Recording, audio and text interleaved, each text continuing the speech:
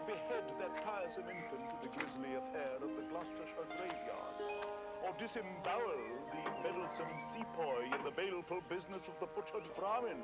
Here, of course, it is the same, apparently, without rational explanation. But it's quite easy when you come to think of it logically, Inspector.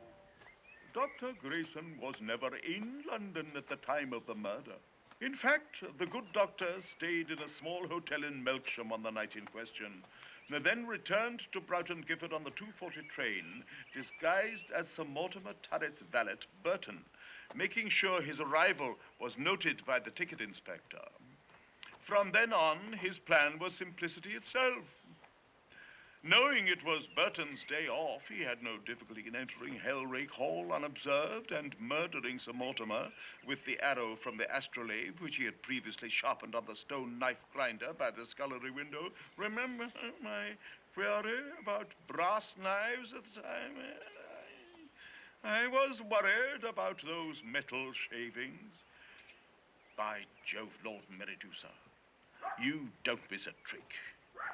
But since you appear to know so much, sir, continued the inspector humbly, I wonder if you could explain just how the murderer managed to leave the body of his victim in the middle of the tennis court and effect his escape without leaving any tracks behind him in the red dust. Frankly, sir, we in the police force are just plain baffled.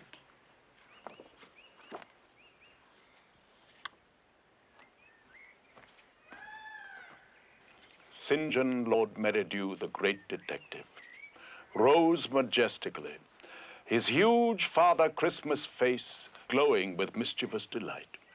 Slowly, he brushed the crumbs of seedy cake from the folds of his pendulous waistcoat.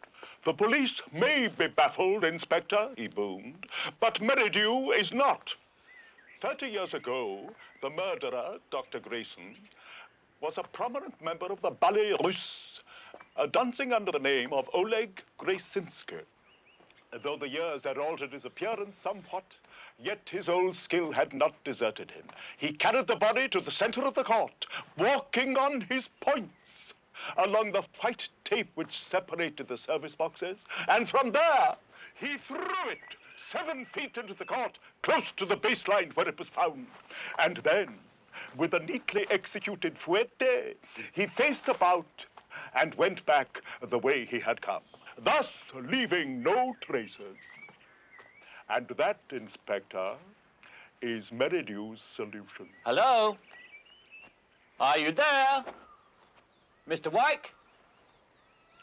Mr. Wyke? Who's that? It's me, Milo Tindle. I think you're expecting me. Yes, indeed. So good of you to come. Won't you join me? Well, I have been trying to do exactly that for quite some time. Here we are.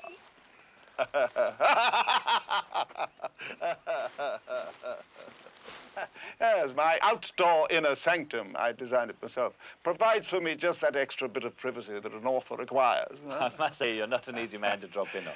Just so. So you're Milo Tindle. I'm Andrew Wyke. Welcome to Cloak Manor. Thank you. I found your note when I came down from London this afternoon. Oh, good, yes. I hoped you'd be here this weekend, so I pushed it through your letterbox a little earlier today. Well, now, what'll you have to drink? Vodka and tonic, please. Oh, of course. How are you settling in here at Laundry Cottage? Very well, thank you. Using it for weekends, that sort of thing? Yes, that sort of thing. Vodka, I don't seem to have any out here. Is, Gin will do. Good. Yes, a charming little place, Laundry Cottage, ideal for relaxations of all kinds. Unfortunately, I don't have time for them myself. As a matter of fact, I've just dictated the denouement of my new book, Death by Double Fault. I must say, it's gone extremely well. Ah, then. Soda. Ah, beer. See, the tonic here either. It's awful. Here, shall we go indoors? Whatever you like. Good. Tell me, do you agree that the detective story is the normal recreation of noble minds? I'm afraid I don't know very much about noble minds. Is it supposed to be? I'm quoting from Philip Cordella, a biographer of the 30s. The golden age when every cabinet minister had a thriller by his bedside and all detectives were titled. Before your time, I expect. Somewhat. Let me carry that. Oh, thank you so much. Very good of you. Yet, you know, even today, I still set my works among the gentry, and a great many ordinary people seem to enjoy them, in spite of our classless society. I imagine they do a great deal of your stuff on television. Oh, God forbid. I'd never permit it. And, incidentally, it's not stuff. No, television's not my line of country at all. That's detective fact, not detective fiction. And therefore no recreation for noble minds? You have it in a nutshell, my dear Milo, if I may so address you. Oh, you might as well. We're all on first-name terms these days, Andrew. Of course we are. And you and I do need to be friendly, do we not?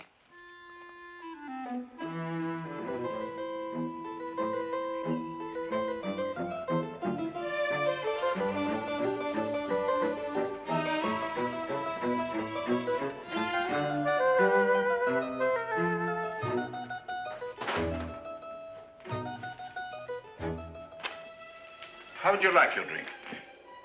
With ice? With ice? Yes, please.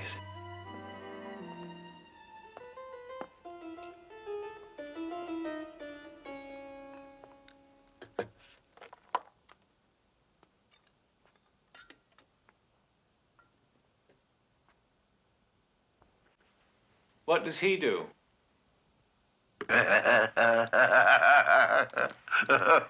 Oh, that's Jolly Jack Tar, the jovial sailor. He and I have a really splendid relationship. I make the jokes, and he laughs at them. Here, mein Freund, put that behind your necktie. He didn't laugh. He wasn't meant to. I thought you were trying to be funny. Oh, no, you know it when I am. I see. Cheers. Prost.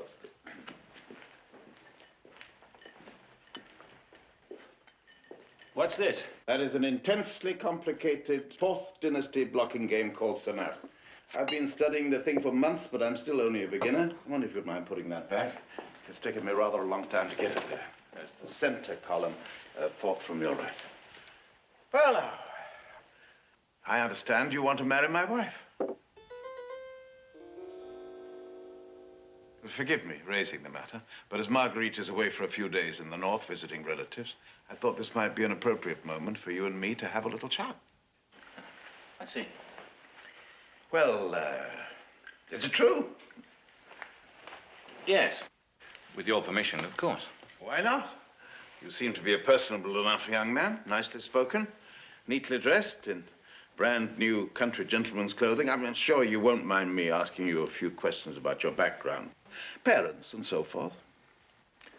My mother was born in Hereford, a farmer's daughter, and my father is an Italian who came to this country in the 30s from Genoa.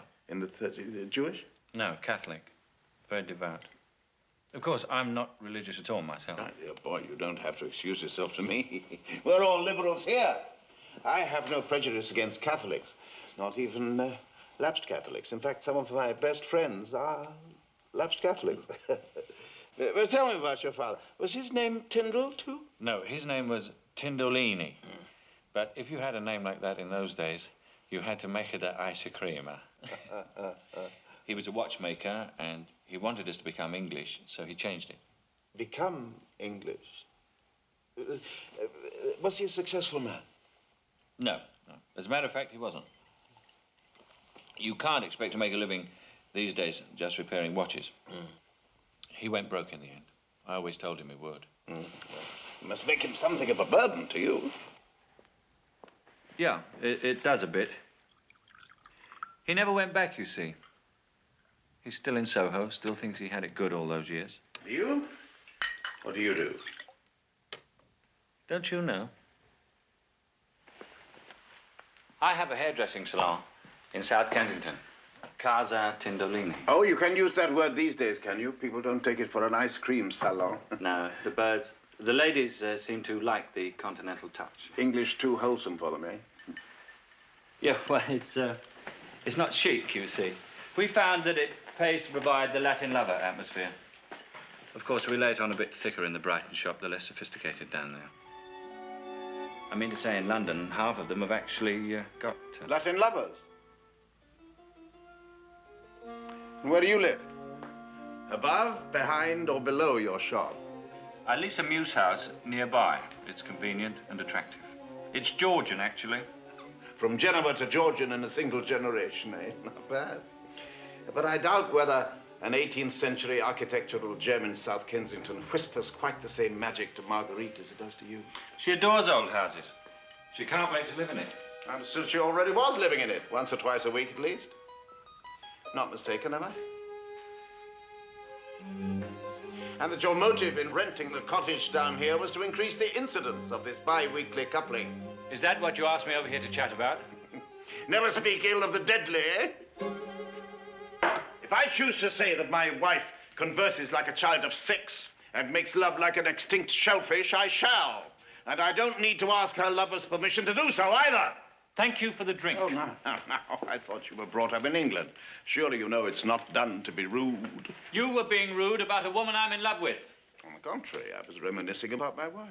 It comes to the same thing. Things mostly do, you know. I'll wager that in a year's time, it'll be you who'll be being rude about Marguerite and I who'll be being rhapsodic. I've quite forgotten how intolerably tiresome, vain, spendthrift, self-indulgent, and generally bloody crafty she really is.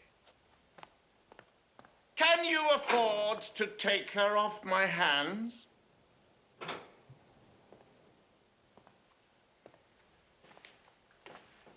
Afford to? Support her in the style to which she was not accustomed before she met me, but now is. Well, I'm not a millionaire, but I'm not starving either. The shop in London's doing all right. The one in Brighton's almost breaking even. By this time Next year, sometime never. What you're really saying is that at present, you're skint. We'll survive. Survival is scarcely the point. Presumably, when you're married to Marguerite, you'll want a place on the Riviera, fast car, couple of mistresses. Presumably. Just because you need those things. Oh, no, just this fading mansion, the slowest Bentley in Wiltshire, and only one mistress, I'm afraid. Taya, the Finnish bird who runs the sauna in Salisbury. Oh, you know about Taya, do you? Marguerite and I have no secrets from each other. Not even mine, it seems. Taya is a Karelian goddess. Her golden hair smells of pine, and her cobalt eyes are the secret forest pools of Finlandia. I hear that she's a well-scrubbed blonde with all the sex appeal of a second-hand Jeep. Not so, dear boy. You can take it from me. Taya is an engaging little trollop and suits me mightily. Mind you, she takes a bit of keeping up with. It's a good thing I am pretty much of an Olympic sexual athlete. Yes, I suppose these days you are concentrating more on the sprints than on the long-distance stuff. Not so, dear boy. I'm in the pink of condition. I could copulate for England at any distance. Red. Well, as they say in the Olympics, it's not the winning, it's the taking part that counts. Are you going to marry her? Oh, no. I just want to live with her. So what's stopping you? Basically, the firm of Prurient and Pry Limited, whom you and Marguerite have seen fit to employ, they're so innocent. Those nicotine-stained private detectives who've been camping outside Taya's flat for the last week. It was an insurance policy to keep you from changing your mind about the divorce. How did you know I wasn't having you watched? Why not? Afraid of what you might find out? Or didn't you think that was possible? Now, don't start doing a fertility dance. Of course, I knew that they'd find you and Marguerite rotting away like crazed weasels. But why should I pay good money to have something confirmed which I'd known for months? Black. Then if you knew, why didn't you do something about it? Well, of course, I had to assure myself that you and Marguerite were going to be a fixture. You see, I want to lose the dear girl for life. Not just a 2-week Tindolini perm set and touch up. Good shot. Yes, it was. Yellow. You see, you don't know her as well as I do. You think you do, but you don't. If you fail her, by which I mean cancelling the account at Harrods or shortchanging her on winter to Jamaica, she'll be back to me in a jiffy, mewing for support. And guilty wife or no, she may be entitled to get it. Green. Money isn't everything. And what if she is used to luxury? Whose fault is that? It's not a fault if you can afford it. But can you? Knowing you to be hard up, Brown, has she shown any signs of mending her ways in these last idyllic 3 months?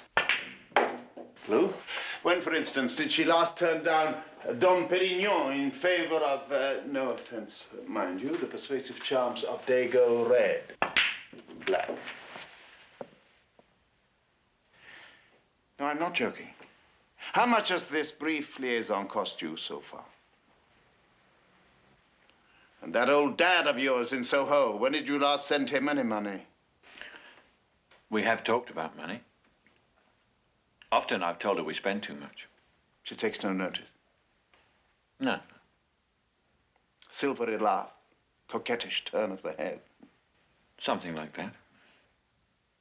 Well, it is to solve this little problem that I've invited you round here tonight. And this, as they say, is where the plot thickens. What plot?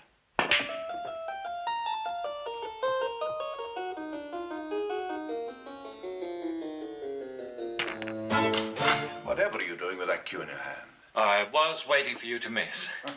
Foolish boy. Once upon a time, my dear Milo, there was an Englishman called Andrew Wyke, who, in common with most of his countrymen, was virtually castrated by taxation to avoid total emasculation. His accountants advised him to put a considerable part of his money, some £250,000, into jewelry. His wife, of course, was delighted. Marguerite never told me that you'd given her any jewelry. Oh, no, did I? Of course, it's still mine, as well she knows. We just thought it'd be more amusing for her to wear it than for me to bank it, after all. It's fully insured. I see what you mean by the plot thickening. I'm glad you follow me so readily. You see, I want you to steal that jewelry.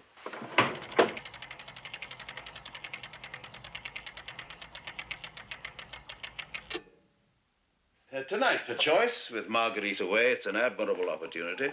What about the servants? I've sent Mr. and Mrs. Hawkins away to the seaside for a 48-hour paddle. They won't be back till Sunday night, so you see, the house is empty.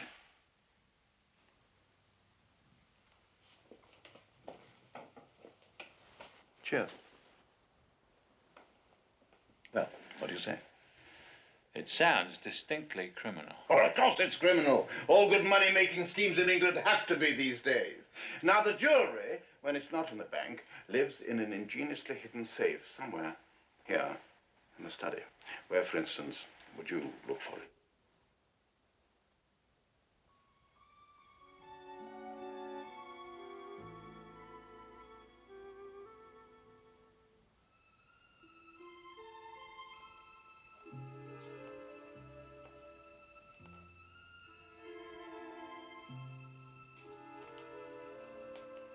Good likeness, would you say? Of course, it's 18 years ago. I don't think you'd hide your safe behind it. I've seen that in too many movies. Good thinking. All right, then, where? Are you up to finding it?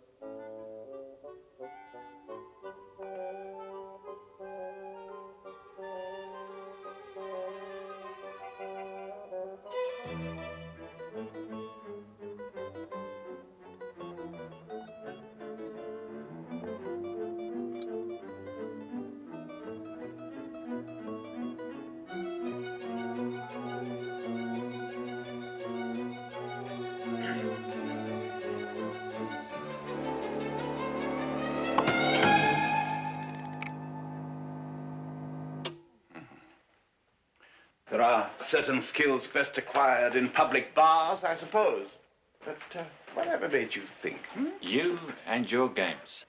That is the only game in this room. Very clever. Anyway, the jewels are in there. All you have to do is steal them, sell them abroad, and live happily ever after with Marguerite. All I have to do is to claim the insurance and live happily ever after with Thea. Is that what you asked me over to hear? A grotty little plot to defraud the insurance company? I'm sorry you find the plot grotty. Personally, I thought it was all rather nicely clear and simple. Look, supposing I do as you say and steal the jewels. If I sell them under my own name, I'll get picked up the moment you report the loss. If I sell them to a fence, always presuming I could find one, he'd carve me up. I'd get a fraction of their value. Not with the fences I know. What fences would you know? The finest in Europe. Prudent, yet prodigal. I first met them when I was researching for the deadly affair of the Druce diamond. Surely you've read it. Pity. It's an absolute corker. In any case, on your behalf, I have already contacted a certain gentleman in Amsterdam. He'll treat you very well. You won't get the full amount for the jewels, of course, but you'll get about 2/3, say £170,000. You'll get it in cash. 170,000 quid? Cash. Why should this fellow pay so much? Because he will get what no fence ever gets. Title to the jewels. You see, in addition to stealing the jewels, you have also to take the receipts I got for them. Now, What does my insurance company discover as it swings ponderously into action, antennae pulsing with suspicion? It discovers that someone impersonating Andrew Wyke sold the jewels for £170,000 cash, but they still have to pay me hard cheese. Think it over. Take your time.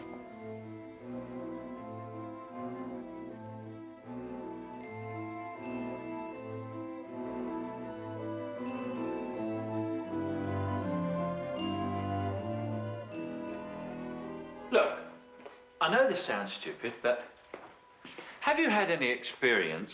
I mean, have you ever actually committed a crime before? St. John Lord Merridew would have a pretty lean time of it if I didn't think up any crimes for him to solve. St. John Lord who? You're joking. What about? Who is St. John Lord Merridew? Why, even Marguerite, when I first met her, knew and adored him. He's my detective, known to millions throughout the civilized world, with a nose for smelling out evil superior to anything in the force. Oh, yes.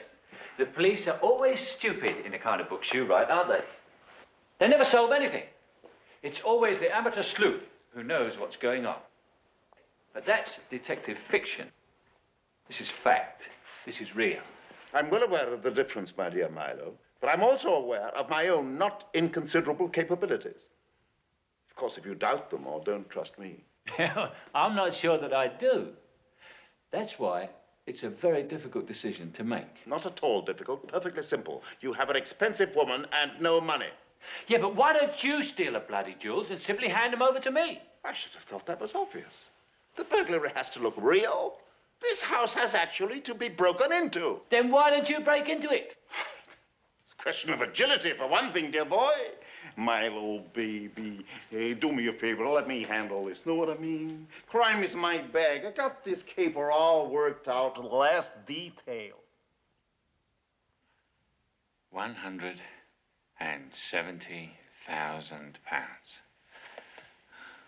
Cash. Tax-free. Take an awful lot of Tindolini's tonsorial teasing to raise that kind of money. All right, I'll do it. Where do you want me to break in? No, not so fast. You've got to get disguised first. What for? Well, suppose somebody saw you climbing in. Here? In the middle of nowhere? I could hardly find this place with a bloody map. You never know. Dallying couple? A passing sheep rapist? Besides, dear boy, don't forget the clues we've got to leave for the police and the insurance company. We don't want your footsteps in the flower beds. Or your coat button snagged on the windowsill. No. You must be disguised. All right. How? Please to follow me, number one son. You know, my dear Milo, in the good old days, before television, that is, people constructed the pleasures of life for themselves. They amused each other and were in turn amused. They just sit, stare. Why, in this house, there was scarcely a weekend without its treasure hunts, charades, games of infinite variety. Make-up and dress-up, there was virtually no end to the concealment of identity. But surely Marguerite has told you. Actually, she never mentioned it. It was all some time ago. A few scenes from some of my books, lovingly recreated by an artist friend. The necrophilic barber of Tunbridge Wells, and the doltish pie poisoner from the Simple Simon murders. Oh, here's my favorite. Now, this really is ingenious. Do Andrew, look. Now, we were looking for a disguise. quite so, dear boy, so we were. Here we are. The old dressing up basket, our old treasure chest of make-believe. Let's see what we've got. This should suit. Item: 1 black face mask, 1 black flat cap, a striped jersey, and a bag-marked swag. Why not a neon sign with burglar on it? You may have a point. One of my favorites, the ecclesiastical housebreaker, Brother Lightfingers. Perhaps we shall never know the identity of the cowled figure seen haunting the grounds of the old manor house on the night of the terrible murder, if a living identity it had. And there are those to this day who claim to hear the agonized screams of the victim echoing through the chimney pot. For Christ's sake, Andrew, stop mucking about. Haven't you just got an old pair of sneakers, a raincoat, and a sock I can pull over my head? Old pair of sneakers and a sock? Milo, where's your sense of style? We must give our crime the true sparkle of the 30s, a little amateur aristocratic quirkiness. Don't you feel the need to give your old arch enemy, Inspector Plodder of the Yard, a run for his money? Oh, Monsieur Beaucaire, Milo, this is you. A full-bottomed wig, lots of beauty spots, and all the snuff you could want. Oh, groovy. Look, I might even do the whole thing in drag. Kiss me, you fool. I can fight it no longer, darling. If you must go, don't look back. Andrew. Jesus Christ, who's that? So that's where you've been, Auntie Maud. Naughty girl. Shall we decide on the dress then? No, I don't like it. Oh, well, you are a choosy one, aren't you? There doesn't seem to be a very great deal left. We'll just have to settle for Joey. Joey. Now you're talking. A clown. Can't you see it all? The sawdust ring, the tinsel, the glitter, the lights. The elephants, the high wire, the roar of the crowd. Merry Milo Tindle, the kiddies' delight. Oh, this is all right. Off with your jacket. That's right, your shirt and your trousers. Oh, We don't want the police to find any fibers from this beautiful cloth. You've no idea how clever they are in those laboratories of theirs. We won't take any risks, you and I. That's right. Down to your smalls. Don't be shy. Oh, I know a well-brought-up boy when I see one. Folds his trousers at night, eh? 170,000 No. pounds. A tax a friend cash. Echo Milo. Echo le bouton. Slapshoes! Do you know, I've always wanted a pair of these. Ever since my father took me to the Palladium when I was a kid. I might have got on in show business, you know. You never know. A lot of my friends did. They got to the top, you know how? They danced their way You know, I guess the vaudeville's lost was hairdressing's gain. Talking of gain, are we ready? Yes! Ladies and gentlemen, your places please for the grand parade!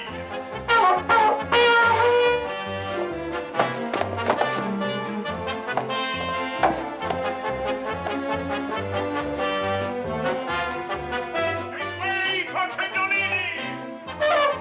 The killing's favorite! Crazier than curry, greater than drop!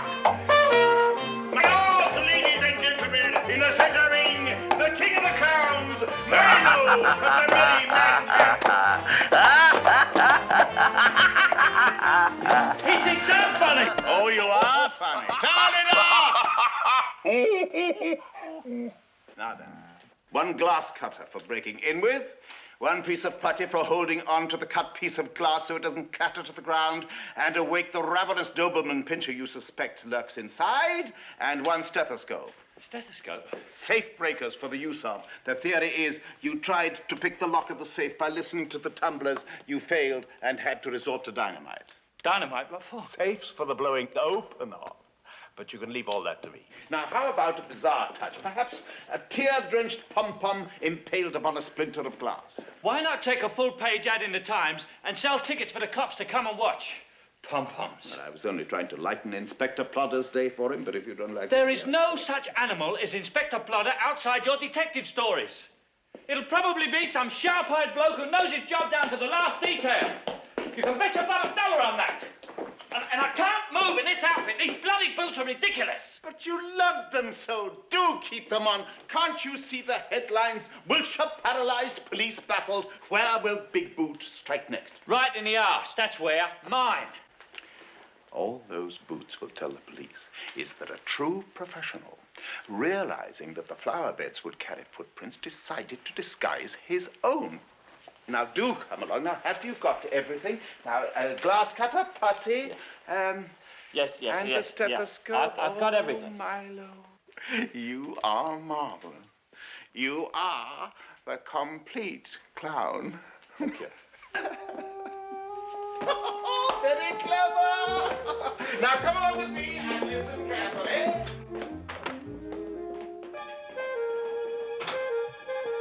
Go round the house to your left and cross the lawn diagonally. In the far corner, you'll find a shed. In the shed, you'll find a ladder. Bring it back here and lean it up against the great window in the main room so that you can break in on the upper landing. Understanding?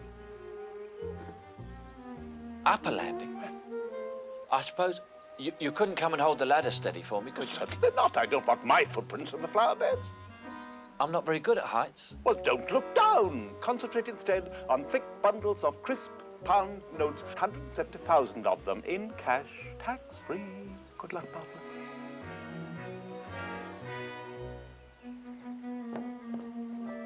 Don't forget your gloves. What a way to make a living.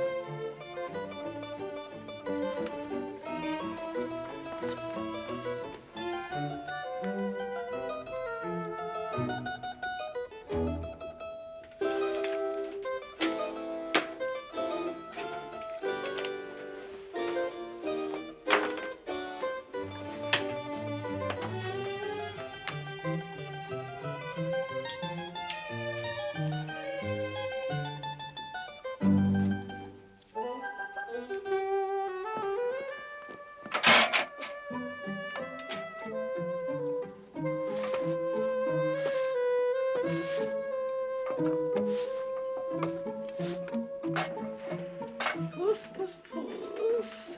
Did you hear a noise, Puss? Was that a footstep in the garden? No, no, I must be mistaken. There it is again.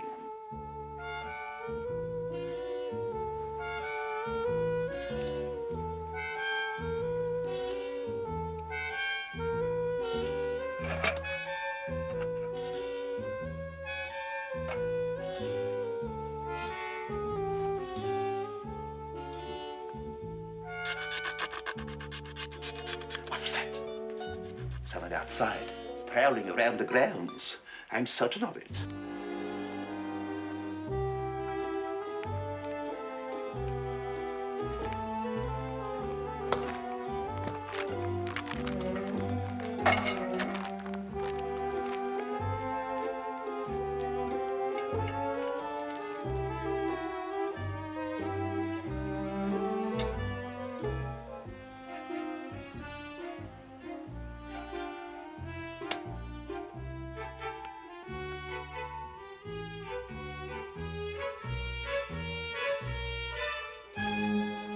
Now, We mustn't imagine things. Who would harm a kindly old spinster like me? The front door's locked, and the windows too. Hey, no one could possibly break into our snug little home.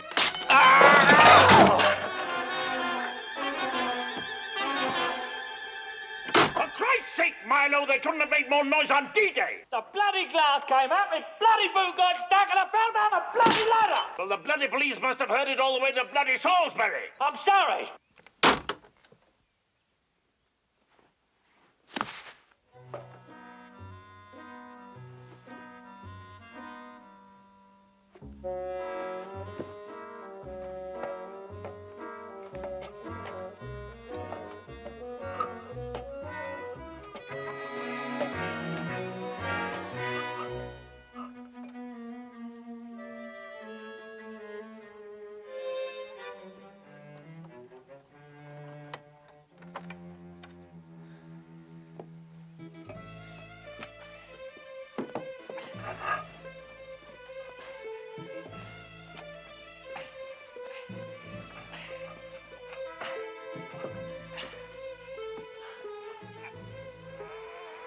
Somehow I thought you'd be better than that at climbing ladders.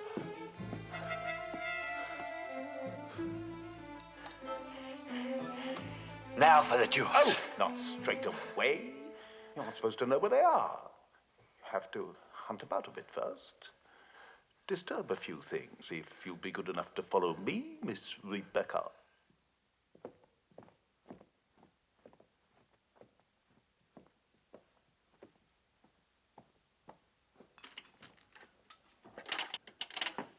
A turnstile to the bedrooms. One way or another, one always pays to get in.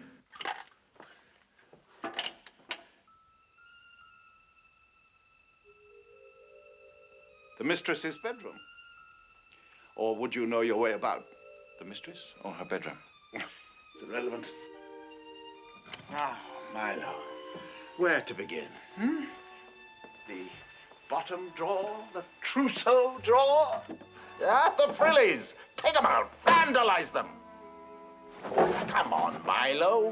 You're a burglar, not a lady's maid. Don't pack them, ravage them. Come on, Milo! Oh, excellent. Now tear that. That's better. Now, where would milady hide the trophies of her skilled accomplishments? Her rubies, emeralds, diamonds, sapphires, interleaved among her lace-edged underclothes, stuffed into the false bottoms of hat boxes, sewn into the hems of always the latest had-to-have, at once discarded Parisian dresses, or perhaps secretly concealed in the back of this. What better safe deposit for deceit, How often is it reflected the bright eyes that betrayed, the mouth that lied and kissed and lied again? I thought it was me who was supposed to be doing the ravaging. So it was. Merely demonstrating I was. Be a good fellow. Stamp on that, will you? Why me? I'm afraid if I broke it, I'd get 7 more years of Marguerite. Thank you.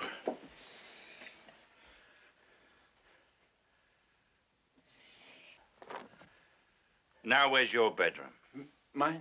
It's my turn to demonstrate. Oh, my dear Milo, for having failed to find the jewels among the lady's personal possessions. Be a bit suspicious. A professional burglar playing favorites. No, on the contrary, an intelligent burglar would immediately look for the next most likely hiding place. Which is where? The inevitable safe. Just blow it open and steal what's in it.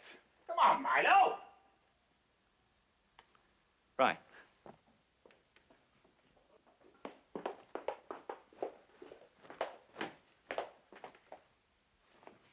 What kind of charge you got here? Oh, enough for the job. I learned about explosives for the diary of the dynamited Duchess. Ready? Stand by for the countdown. 5, a 4, a 3, a 2, a 1, a blast off.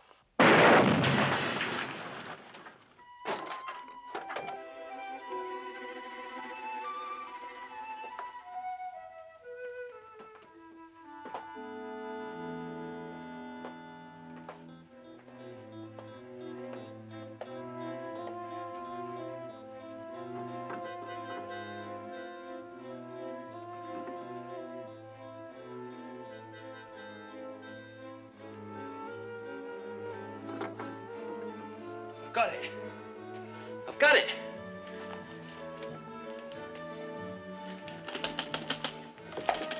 What are you shaking it for? It's a jewel box, not a maraca. I thought it might have a secret catch. It's locked, you see.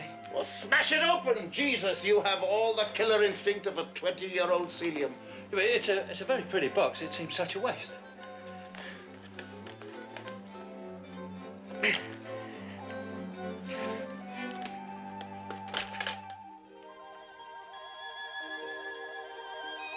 God. Moses looks upon the promised land.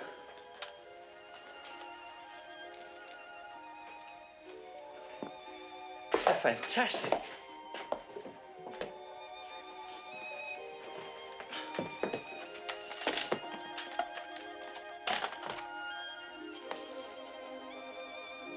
Look at this ruby necklace. Never much cared for it myself. Always thought it made Marguerite look like a blood sacrifice. I wish my old man could see these. He never knew what it was all about. Sitting there every night, hunched over those watches of his, squinting his eyesight away. And for what? To give me an education at a second-rate public school. I suppose he thought he had to. That he owed it to me and the brand new Anglo-Saxon world he'd adopted. Silly old bugger. Never thought his son would be tucking a fortune away into his pocket, eh? Family reminiscence, no matter how touching, is something we just haven't got time for at the moment. Do you mind?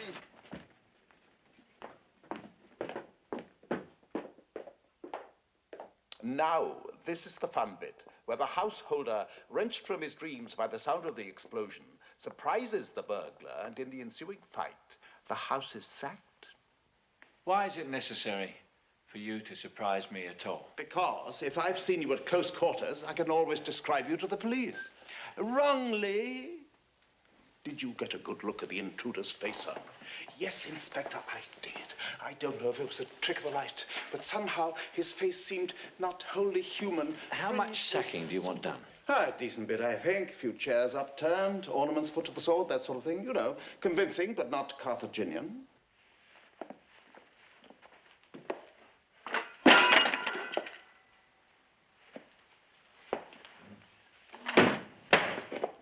You surely don't call that convincing. My, no.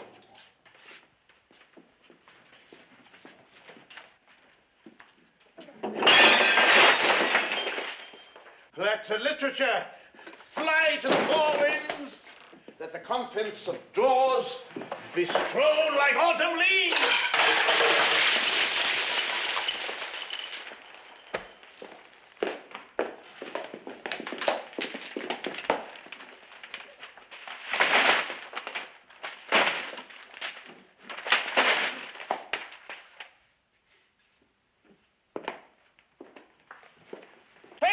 New manuscripts.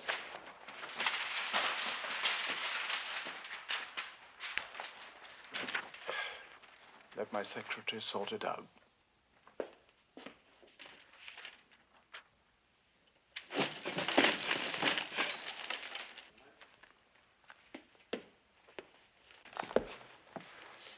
Enough? For a starter. Now let's see what accident does to artifice. Seconds out of the ring. What seconds? What for? The ensuing fight, remember?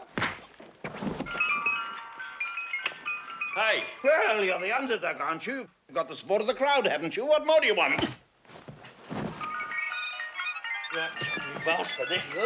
Don't let me out! My wife's gonna have a baby. Now listen, Tiger, don't get all hell up. This fight's fixed, remember? This is where I take a dive, and you knock me out cold! For real? Naturally. When the police come, I have to show them a real lump. Yes, I thought you'd like this bit. You're dead right. Now, what shall I use? Not my opaline, if you don't mind. There it is. The original blunt instrument. The poker. Right. Nice lady. Now, where do you want it? Don't get carried away. It's not a murder weapon you were talking about, you know. No? No, we're discussing an object from which I receive in the classic formula a glancing blow which will raise a lump without actually cracking the cranium. Why don't I just keep tapping you lightly on the head with the poker until the lump comes up? Quite frankly, I've rather gone off the whole thing now. I know you can always tie me up and gag me and leave me to be found by the cleaning woman. Lots of mussy, Mr. Wyke. Whatever do we be doing there? All trussed up like a turkey cock. Oh, God bless you, sir. You're trying out something for one of them creepy new books of yours. I know that. Don't you mind me. I won't disturb thee. I'll just be getting on with me dusting. Andrew, if I don't knock you out, how have I tied you up? That's a very good question. Come to think of it, you could always hold a gun on me. Oh, we professional burglars don't fancy firearms much. We are English, after all. You could always conquer your Anglo-Saxon scruples. Besides, it would be my own revolver which you had taken from me during the struggle. Is that loaded? Well, of course, what would be the use of it otherwise? And I think it ought to go off once or twice as we tussle, blowing to smithereens the usual priceless heirlooms. Why? To lend credence to my story of your holding it on me while you gagged me and tied me up. All right? Yeah, I suppose so. Ah, right, now, what to sacrifice? What about this old codger up here?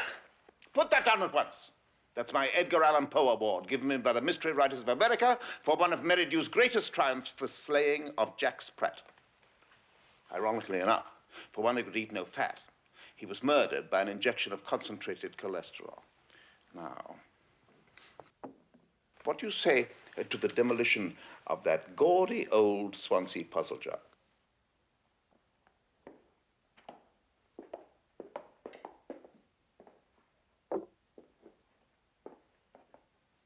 Puzzle jug?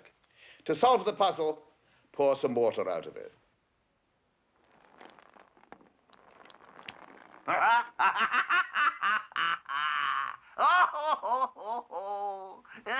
Very funny.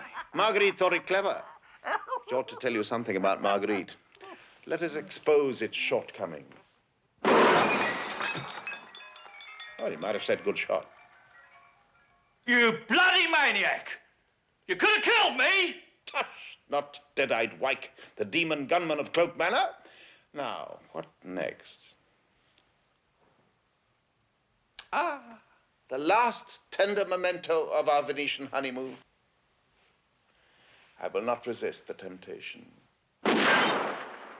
Shucks, gosh darn, if I ain't missed a doggone critter.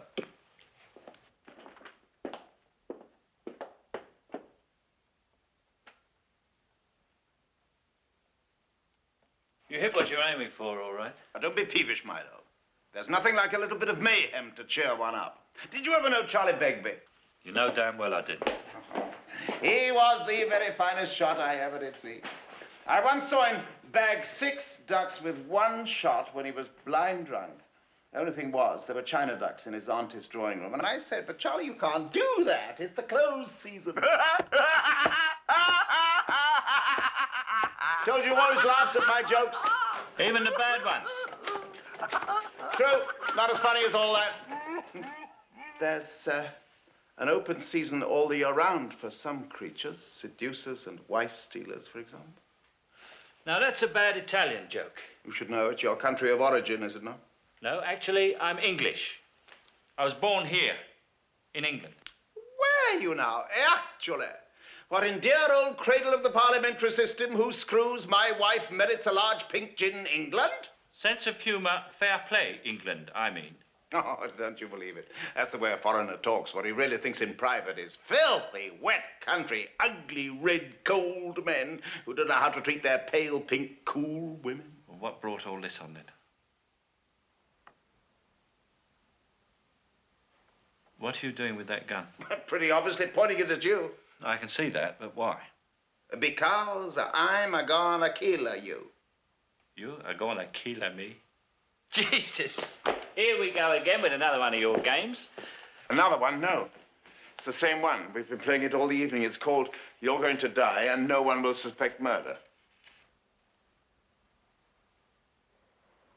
You mean all that steal the jewels stuff was just... I invited you around here to set up the circumstances of your own death. The break-in, the disguise, jewels in your pocket, the householder aroused, grappled with the thief, and gun going off during the struggle, and then the final fatal shot. Knock it off, Andrew. For God's sake. It ain't funny no more. It ain't it? Can you find a flaw in it? Marguerite. Huh? The cops will trace a connection between Marguerite and me. What nonsense. They'll know that's why you did it. I was expected to know who you were. The law will have every sympathy for me. Property has always been more highly regarded in England than people. Even Marguerite will assume that you were, after all, just an adventurer after her jewels, a petty sneak thief, who in the end found larceny less burdensome than matrimony. Yes, the way you're finding murder less burdensome than alimony? Ha! Wit in the face of adversity. Good. You've learned something from the English. Well, here's something else, a sporting chance. Why don't you make a run for it? And give you the chance to shoot me down in cold blood? Hot blood, you mean. But I'll tell you what I'll do. I'll close my eyes and count up to 20 slowly. That should give you a reasonable chance. Go on, Milo, off you go. 1, 2, 3, 4, 5, 6, 7, 8, 9, 10, 11, 12, 13, 14, 15, 16, 17, 18, 19, and 20.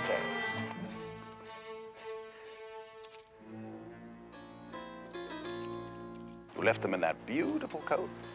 Oh, my God. Let's have you out of that car, shall we? Those lovely boots back on again, please.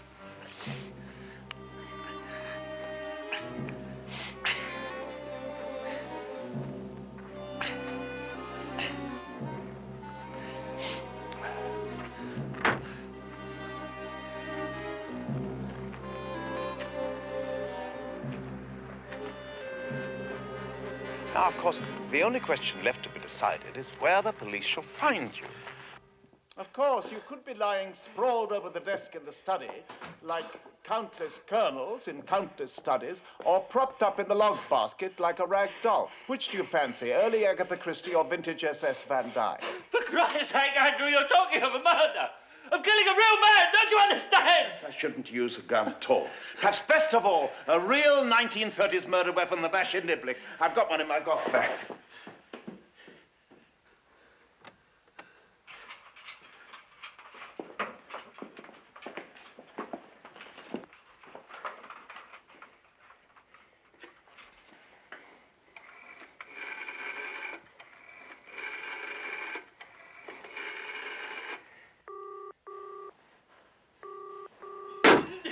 Dear old Masher Niblick. I think you'd be found in the fireplace in a fair old mess. The body lay on its back, its limbs grotesquely splayed like a broken puppet.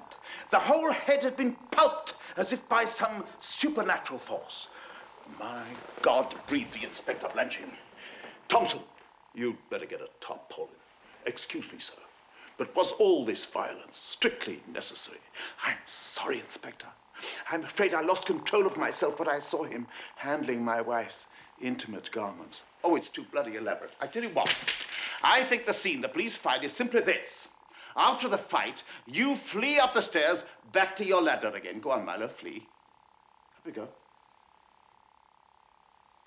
we go.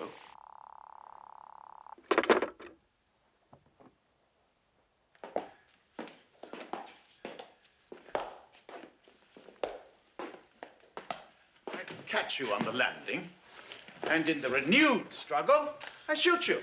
Nothing succeeds like simplicity. Don't you agree, Milo? On the morning of his execution, King Charles I put on 2 shirts. If I tremble with the cold, he said, my enemies will say it was from fear. I will not expose myself to such reproaches. You must also attempt this Anglo-Saxon dignity as you mount the steps to the scaffold. Look,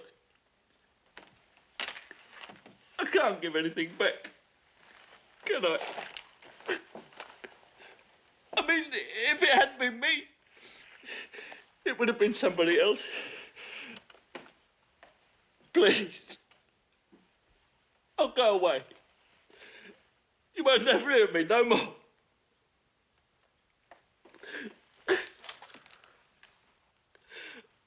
Why, Andrew? Why me? Don't snivel. I must know why! I'm amazed you have to ask. I hate you. I hate your smarmy good looks and your easy manner. I'll bet you're easy in a ski lodge, easy on a yacht, easy on a beach. I knew you'd wear a gold charm round your neck. And I'll bet your chest is hairy and in summer matted with sun oil. Above all, I hate you because you're a culling, blue-eyed wop. Not one of me. That creeping, hair-dressing seducer of silly women. A jumped-up pantry boy who doesn't know his place! Did you really believe I'd give up my wife and jewelry to you? That I'd make myself that ridiculous? Why not? You're not in love with her? Whether I love her or not, I found her. I've kept her. She represents me. Once, she was in love with me. And now she's in love with me. And that's what you can't forgive, isn't it? And after me, there'll be others. You're gonna kill them too? You're mad! You're a bloody madman! You are a young man, dressed as a clown, about to be murdered. Put the mask on, Milo. No. Put it on. No, please. Please. Put it on.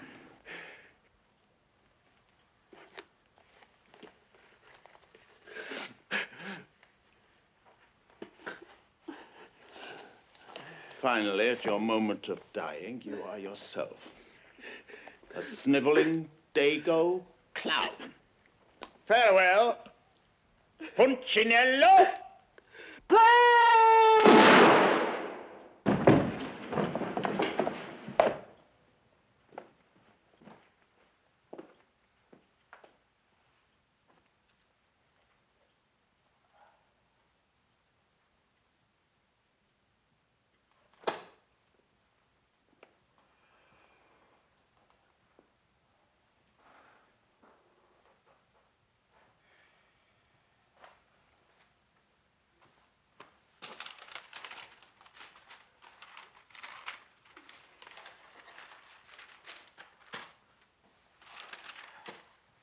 Goodbye now and amen. Here's hoping we meet now and then. It was great fun, but it was just one of those things.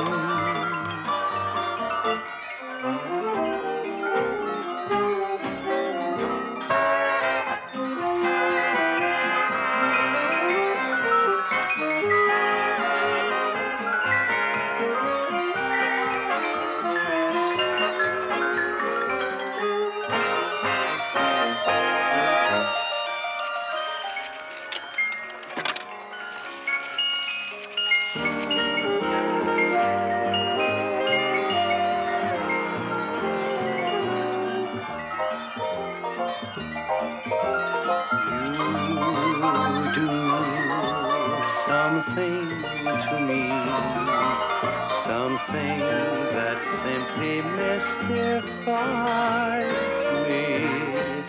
Tell me, why should it be you have the power to hypnotize me? Let me live your spell. Do that voodoo that you do so well. For you do something to me that nobody else could do.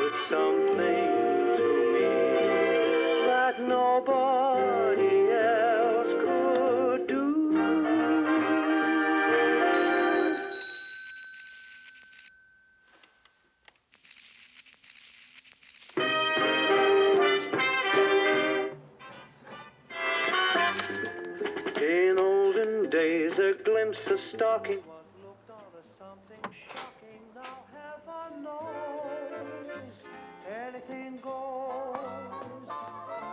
Good authors too, who once knew better words, now only use four-letter words, writing prose. Anything goes. The world has gone mad today, and good's bad today, and black's white today, and day's night today, when most guys today that women prize today are just silly gigolos. So though I'm not a great romancer, I know that you're bound to answer when I propose. Anything goes. The world has gone mad today, and good's bad today, and black's white today, and day's night today, when most guys today that women prize today are just silly gigolos. So though I'm not a great romancer, I know that you're bound to answer when I propose. Anything goes.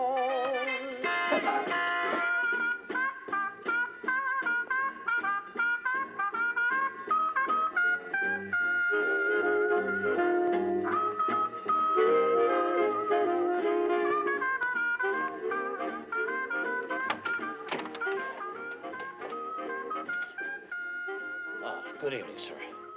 I was beginning to think there was no one at home. Dean? And who might you be? Detective Inspector Doppler, sir, of the Wiltshire County Constabulary.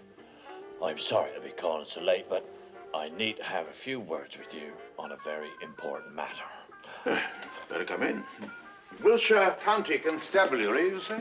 That's right, sir. I'm normally based at Salisbury, but you're a local man here asked me to pop over and give him a hand. Those were the days, sir. Tunes you could hum. There's a time for humming, Inspector. Would you care for an aquavit? No, thank you, sir. I've had my supper. Perhaps you prefer a brandy, or are you going to tell me you never drink on duty? Oh, no, sir. I always drink on duty. I can't afford to in my own time. Caviar. So that's what that looks like. I've often wondered.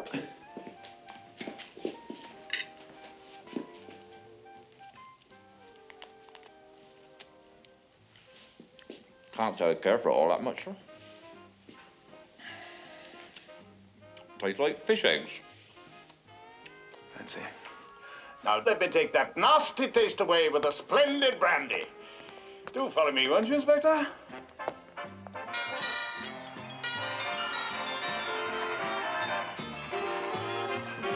These old antiques are very interesting, sir. You have quite a collection of toys. Automata, Inspector. And they all work. I wouldn't have thought there was much point in having them if they didn't, sir. And now, as the cliche has it, what can I do for you, Inspector? I am investigating the disappearance of a Mr. Milo Tindle. Do you know him, sir? Vaguely. He walked out of his cottage late last Friday afternoon and hasn't been seen since. Really, I'm afraid I'm not very much interested in the migratory habits of hairdressers. So you do know the gentleman then, sir? Well, I know his profession.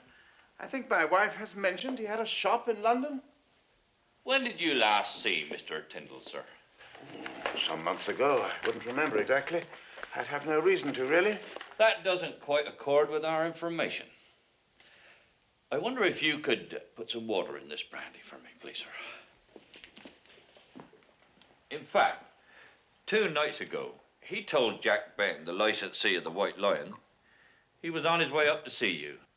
Barmen are notorious opponents of exactitude, Inspector. Vinous gossip is their stock in trade. Vinous as pertaining to wine, I assume, sir. Very good.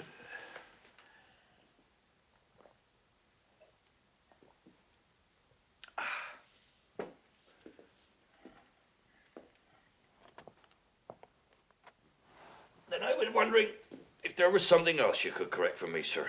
What is that? The impression gained by a man who happened to be passing your house on Friday night that shots were fired in here. Shots? 3, our man thinks. Car backfiring. Oh, no, sir. I'm afraid that sort of cards only comes in saving your presence, detective stories.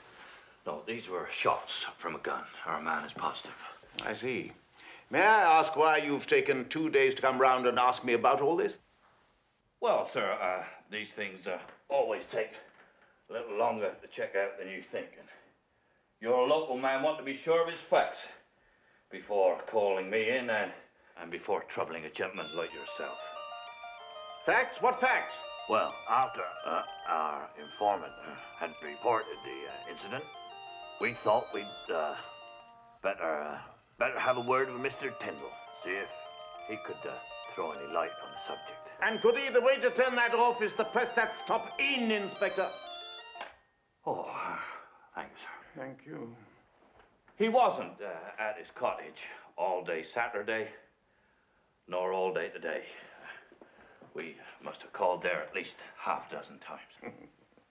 By Jove, sir, Merridew would have been proud of you. Ah, you're a detective, sir. Oh, that's praise indeed, sir. I'm a great fan of his lordship. Are you really? Well, you must tell me which is your favorite. I myself have always had a special affection for the case of the crucified When we countess. stepped inside Mr. Tindle's cottage to make sure that no harm had come to him, we found this, sir. Urgent, we talk. Come on Friday evening about 6:30, Wyke. May I ask, is this your handwriting, sir? Yes, it's mine, all right. So Mr. Tindle was here then, sir? He was. And was there an incident 2 nights ago as a result of which shots were fired? In a manner of speaking, it was a game we were playing. Game, sir? What kind of game? It's called burglary. Burglary is not a game, sir. Isn't it about time you told me I don't know the seriousness of my position?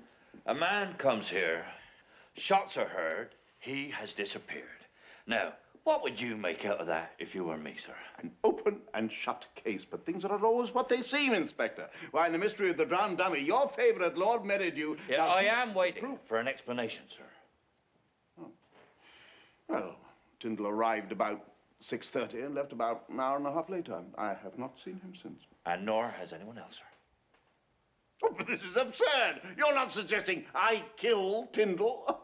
Kill Tindle, sir? I never mentioned the word kill. Oh, come now, Inspector. You can't pull that old one on me. Garrotted, sir.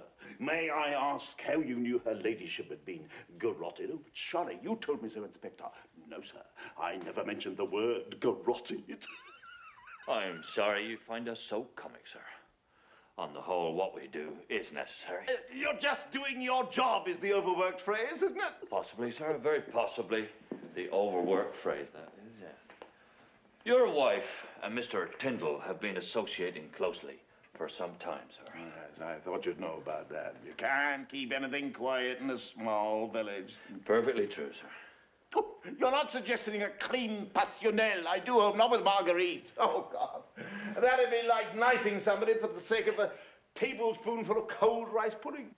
I'm very partial to rice pudding, sir. I find it a great standby. That's perfect. All of you had either the means, motive, or opportunity, said Inspector Doppler, as he thoughtfully digested another spoonful of his favorite pud, but only one of you had all three. Exactly so, sir. And that person is you. I suppose I better tell you what happened. That would be helpful, sir. Perhaps another drink would be helpful, too. I'd love another drink, sir, but I think you'll find that the bottle is empty. Quite right, Inspector. That, too, can be corrected. Do come with me, won't you? As you seem to know, Tindle was having an affair with my wife.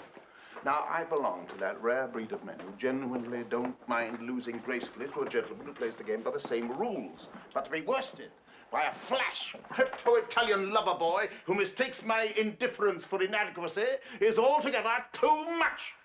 You mean you couldn't bring yourself to accept the situation, sir? Is that what you're saying? I mean, it was a situation I refused to accept, Inspector.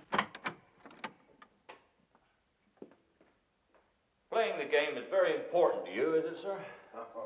Playing the game and games playing, yes, Inspector. Oh, I'm not quite sure I see the difference, sir. Oh, it's perfectly simple, Inspector. Playing the game is what every gentleman does. The playing of particular games is my special passion. In a way, my whole life.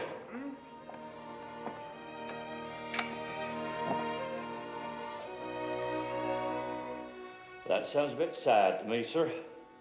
Like a child not growing up. What's so sad about a child playing, Inspector? Oh, nothing, sir. If you're a child. Oh, let me tell you, Inspector, I have played games of such complexity that Jung and Einstein would have been proud to have been asked to participate in them. I have achieved flights of the mind and flights of the psyche, unknown in ordinary human relationships, and I have had a very great deal of not altogether innocent fun.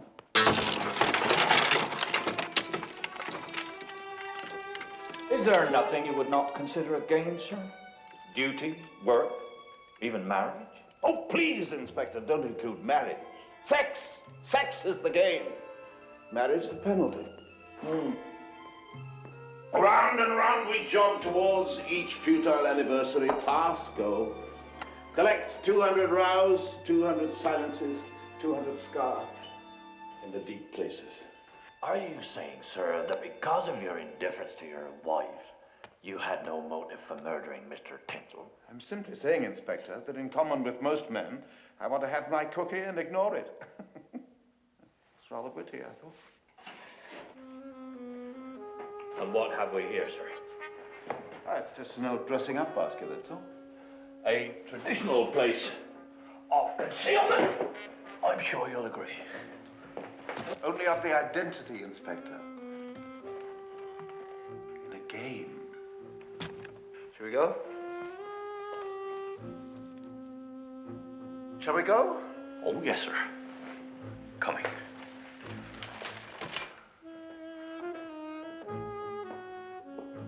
Anyway, I thought I'd teach young Master Tindle a lesson for his presumption. Test his mettle, as it were. You may not agree with this, Inspector, but you take it from me. The shortest way to a man's heart is through humiliation. You soon find out what he's made of.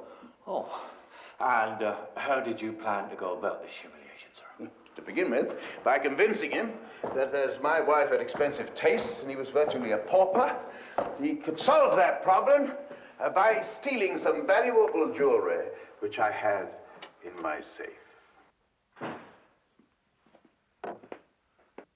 I further persuaded him to take off his clothes and wear a disguise.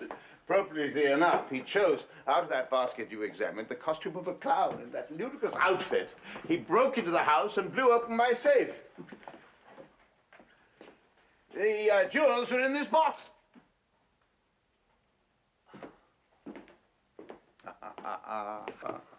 Good thinking, Inspector.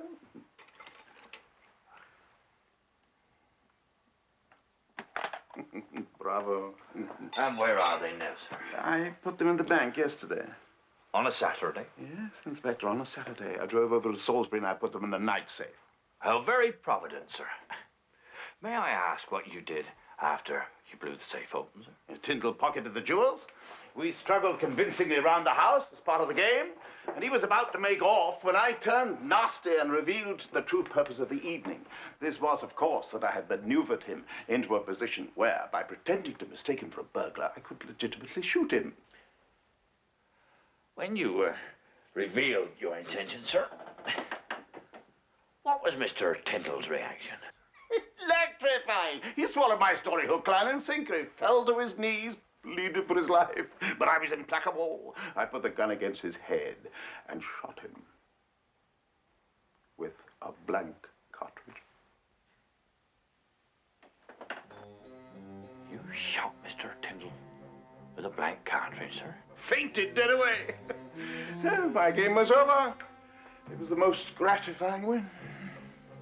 You actually put the gun to his head and pulled the trigger as a game? Call it his initiation test, if you like. He came here aping the gentry, hoping for acceptance, but he had to be taught. You don't join just like that. Such a thing as breeding. Quality that breeding brings cannot be acquired. course, he failed his test abysmally. He may well have done, sir. But he also must have been put in fear of his life. Such irresponsible action warrants a serious charge of assault. I suppose that's marginally better than the charge of murder you were contemplating a few minutes ago. I still am contemplating it, sir. Oh, come now, Inspector. I told you what happened. After a few minutes, he came to his senses, realized shrewdly that he wasn't dead after all, and after only a few too many brandies, lurched off home. I'm sorry you appear to find this all quite so funny, Mr. Wyke. We may not take quite the same attitude. No, look here! Why can't you see this from my point of view? In a sense, Tindle was a burglar. He was stealing my wife, wasn't he? Which justified your torturing and then murdering him, sir? Of course not. Don't you see? It was a game. Just a bloody game. Bloody indeed, sir. I achieved what I set out to do, and that was all. You may well have achieved murder, sir. No. I believe so, sir. No, I've told you everything that happened. Would you mind if I had a look round, sir? Crawl about on all fours, if you like. Get out your envelope and imprison hares. Gather ye blunt instruments while you may.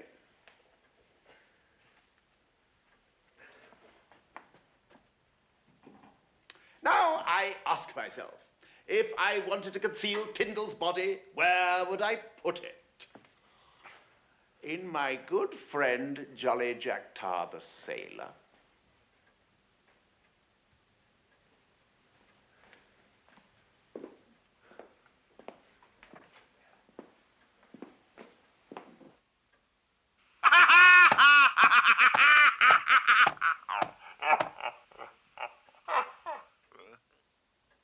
Very amusing, sir.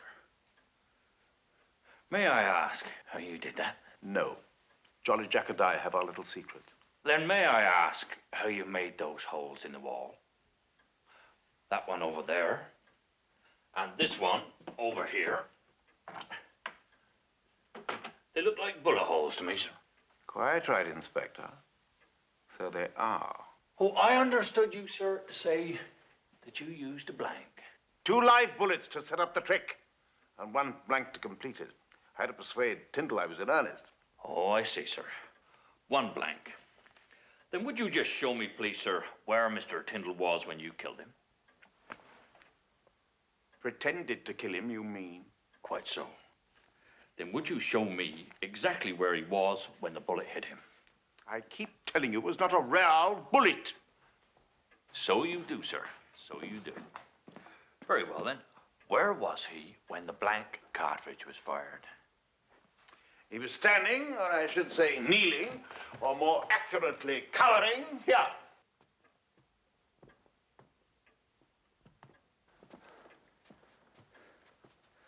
About here, you say, sir? 2 steps down. That's it. Were you close to Mr. Tindle when you fired the gun? Oh, very. I was standing over it, in fact, with the gun against his head. You see, it was the actual feel of the gun, coupled with the noise of the explosion, that did the trick.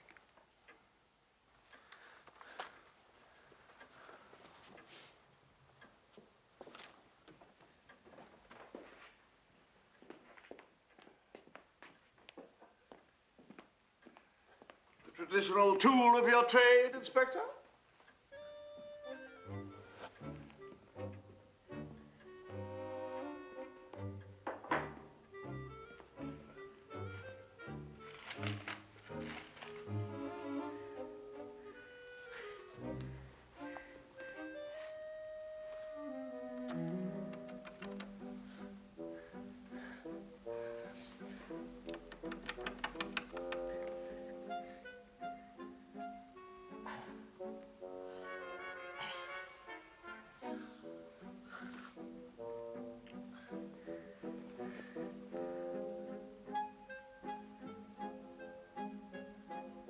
Joke blood, sir? Don't think I quite follow, Inspector. Here, on the banisters and underneath the carpet.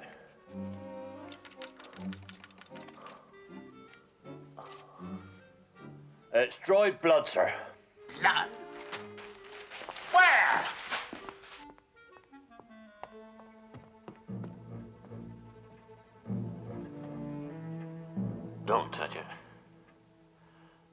dried blood, all right. Some more over here. Someone's been rubbing the carpet. See that? Deep in the pile. That's blood, sir. It's still damp. Will you explain to me how that got there? I've no idea. Tindle wasn't wounded. Hadn't any way. They must believe me.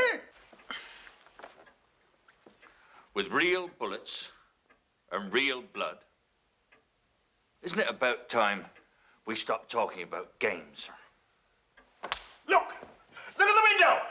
There, you can see the pane of glass he cut out in order to break in, and down there, the imprint of the ladder in the flower bed, and the size 28 boots or whatever the hell it was he was wearing. Look, I can show you! Over the years, my eyes have been adequately trained to see things for themselves, sir. I'm sure they have, Inspector. I'm just trying to point out a few facts to substantiate my story. Like the blown safe I showed you in the study, and like the dressing-up basket you found in the cellar. You say that Mr. Tindle disguised himself as a clown. I saw no such costume in that basket. Nor have you pointed out that mound of earth in the garden, have you, sir? Mound of earth? What mound of earth? That one over by the far wall, in the shade of that cedar tree. I can't see anything. Well, it's there, all right. I saw it before I rang your bell. I think we'd better go and have a look at it.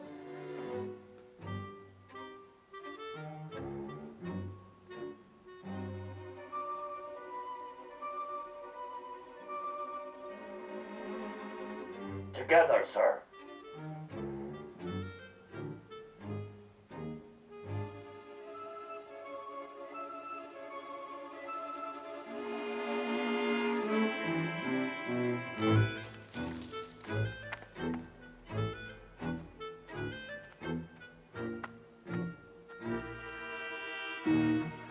Here we are, sir. Now, would you say that had been freshly dug, sir? How do I know? Probably something the gardener's been doing. Ask him. You'll find him somewhere, maundering about, aching for an opportunity to slander his employer. They all do.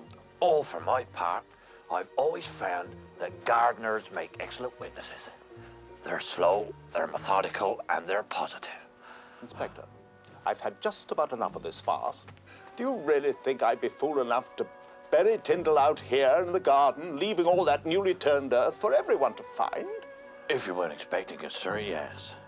In a couple of weeks, with a little grass seed or a few bulbs, it'd be very difficult to tell it had ever been disturbed.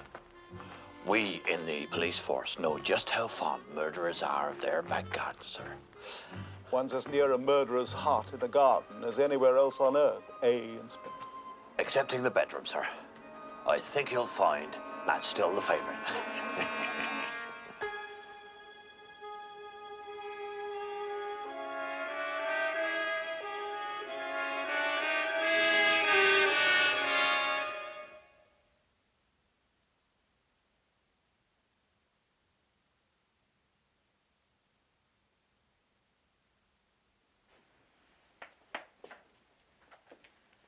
There's no mistaking whose room this is, eh, sir?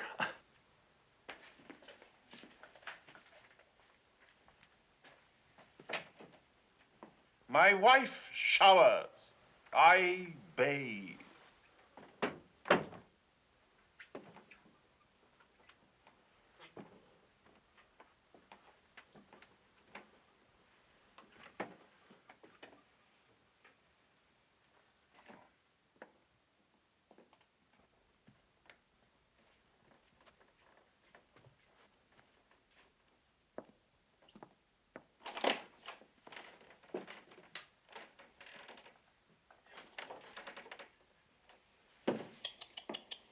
Clothing all screwed up on the floor of the wardrobe. That's not like you, sir. Oh, here's an interesting monogram. I.W. Or have I got this the wrong way up? How? M.T. Let me see that.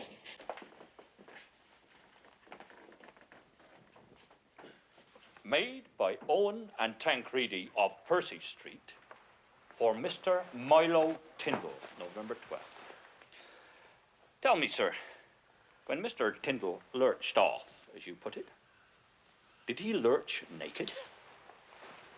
And did he subsequently lurch naked through the streets of the village? He changed back before he left into these clothes. Do you still maintain, sir, that Mr. Tindle changed into the clown's costume in the cellar? Yes! Another part of the humiliation process, I suppose. Then someone must have carried his clothing up from the cellar and placed them in this wardrobe. I did. Why? Because I thought they'd be better off in a wardrobe than a dusty old cellar, more convenient. All screwed up on the floor of a wardrobe? Why? I think it would be long before he'd be changing back. It's all so baffling. Not at all, sir. You threw those clothes on the floor of the wardrobe because you knew that Mr. Tindle would not be needing them again. Ever. That's right, sir, isn't it? He changed back before he left and wore them when he went away. I think you started this exactly as you say you did. As a game in order to play a diabolical trick on Mr. Tindle, but that it went wrong. Your third shot was not a blank as you had supposed, but a live bullet that killed Mr. Tindle stone dead, spattering blood on the banisters in the process. Then, when you realized what you'd done, you simply panicked like 1,000 murderers before you and buried the corpse in the garden. It was very silly of you not to clean the blood properly off the banisters and burn his clothes. I swear Tindle left here alive! At the risk of appearing facetious, sir, you had better tell that to the judge. Look, there's only one way of dealing with this. If you think Tindle's out in the garden, for Christ's sake, why don't you go and dig him up? Oh, we don't need to find him, sir. If Mr. Tindle is not beneath that newly turned earth, it will merely go to indicate that in your panic, you first thought of putting him there, changed your mind, and buried him somewhere else. Where? Oh, that's not important, sir. He'll turn up sooner or later, and if he doesn't, it scarcely matters. We have your note summoning Mr. Tindle here. Shots were heard, bullet holes made, blood is on the banisters and the carpet, his clothes were hidden in your wardrobe, and he has disappeared. Who needs a body? Sir? Come along, then. It's time to go, sir. No, I can't believe I'm afraid, sir, that I must insist. There is a police car at the end of the drive. I don't care. Got a fleet of police cars. No bloody one going.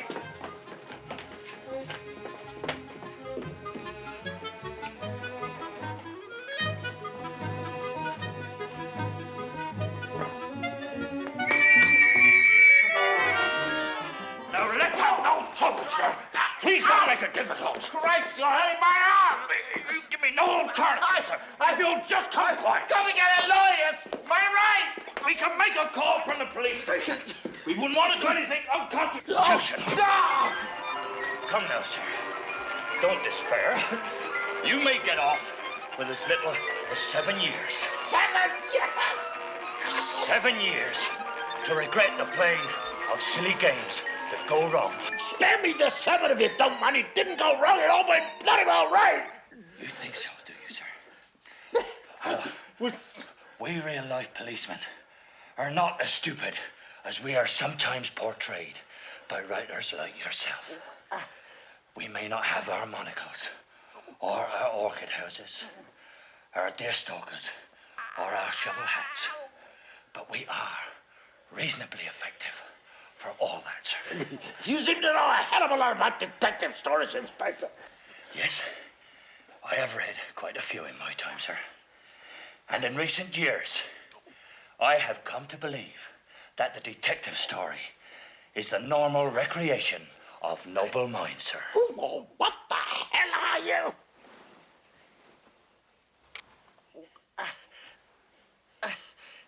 Detective Inspector Doppler, sir.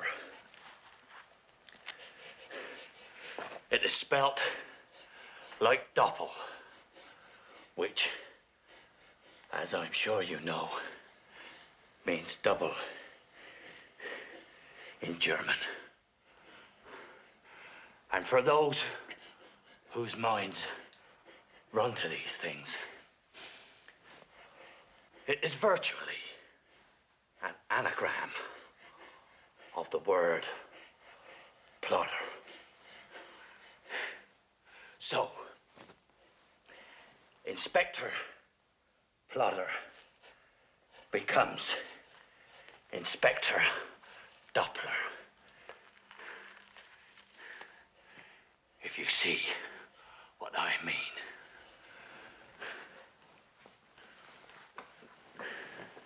Sir.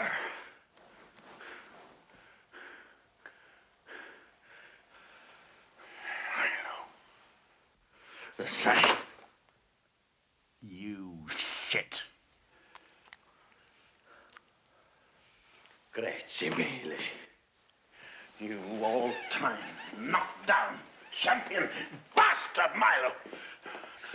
You're too kind.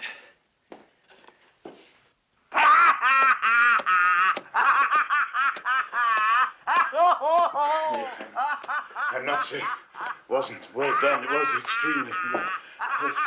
It was brilliant. Incidentally, you forgot to take out your left eye.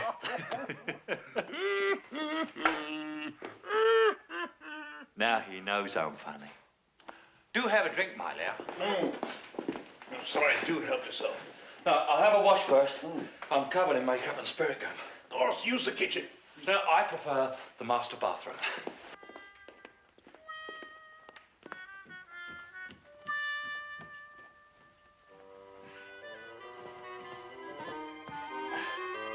You're in very good health, sir.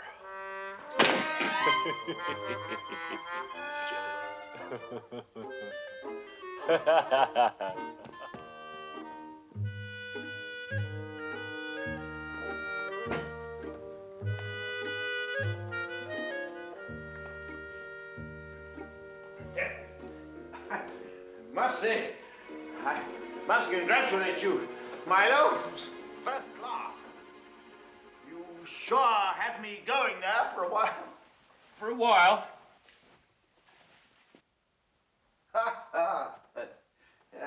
Well, it was quite a while, I concede.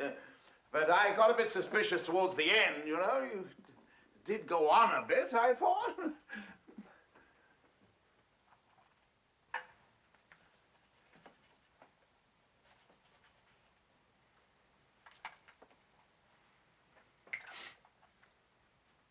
What did you think of my performance? The anguish of the innocent man trapped by circumstantial evidence. It wasn't a performance. Of course it was. Had to be convincing. Apparently I succeeded. You just don't know how to lose at all, do you, Andrew? All that crap you gave old Doppler about the gentry losing gracefully. Jesus. I told you, you did well. It was really good. I loved your Inspector Doppler. I'm glad you view the trifling masquerade in that light, sir. Your makeup was damn good. First class. You didn't do that yourself, did you? I am a hairdresser, don't forget. I do have friends in the arts. I suppose you slipped in here yesterday while I was in Salisbury. Yes. Dumped your clothes into my wardrobe and sprinkled a little sacrificial blood onto the banisters. It wasn't my blood. I know you'll be relieved to hear. I got it from a pig's liver. Thought you could have used almost any Dago wine. Oh, I'll have that drink now. Oh, of course. Gin and tonic, I think. Oh, you richly deserve it, my dear fella. Come along. You know, I haven't congratulated you yet on your game. Oh, It was jolly good. you really think so? Good. Must say I was rather delighted with it myself. I say, did you really think your last moment on Earth had come? Yes. You're not cross, are you? Cross. I don't understand. That's one of your words. Look, as I explained to you when you were playing Doppler, I had to test your mettle to see if, as I suspected, you really were my sort of person. A games-playing sort of person? Exactly. And am I? There's no question about it. Compare your experience this weekend, my dear Milo, with any other moment in your life. Now, if you're honest with yourself, you'll have to admit that you lived more intensely in my company than in anybody else's. Now, even with Marguerite, now, we know what it is to play a game. You and I. That's so rare. Two people brought together, equally matched, having the courage and the talents to make of life a continuing charade of bright fancy, happy invention, to face out its emptiness and its terrors by playing, by just playing. Haven't you forgotten the jumped-up pantry boy who doesn't know his place? We are from different worlds, you and me, Andrew. In mine, there was no time for bright fancies and happy inventions. No stopping for tea. The only game we played was to survive or go to the wall. If you didn't win, you just didn't finish. Loser, lose all. You probably don't understand that. Understand or not, nothing you've said disproves my point. Look at the way you chose to get back at me, by playing Inspector Doppler. Simple revenge. Paying back in kind. Every wop knows about that. Well, is honor satisfied? Score even? One set all? Honor? That's another one of your words. I know that you stripped me more than naked. I know that you actually terrified me to death. I stood on those stairs, looking down and realizing that my coat sleeve button, the banister, the nail on my fourth finger were absolutely the last things I was going to see, ever. Then, I heard the sound of my own death. Now, that changes you, Andrew. Believe me. And I still owe you for that.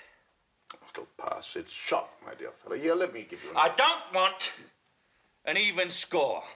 And don't you give me any of that one set all the games that think it's enough to take part crap.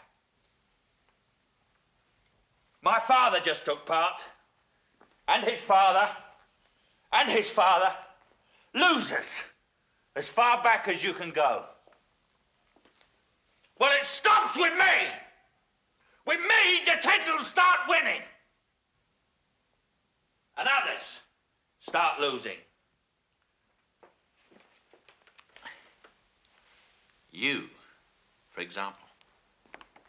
Me? Lose what? A new game. My kind, my rules, played my way. And to start it, I have killed someone. You've killed someone? Murdered someone. Committed murder. You're not serious. Deadly. It's a real game and a real murder. There's absolutely no point in playing another pretend game. Isn't that right? Absolutely not. We're past pretending now.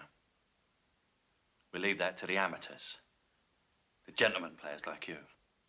Look, Milo, I think perhaps another time... It can't wait!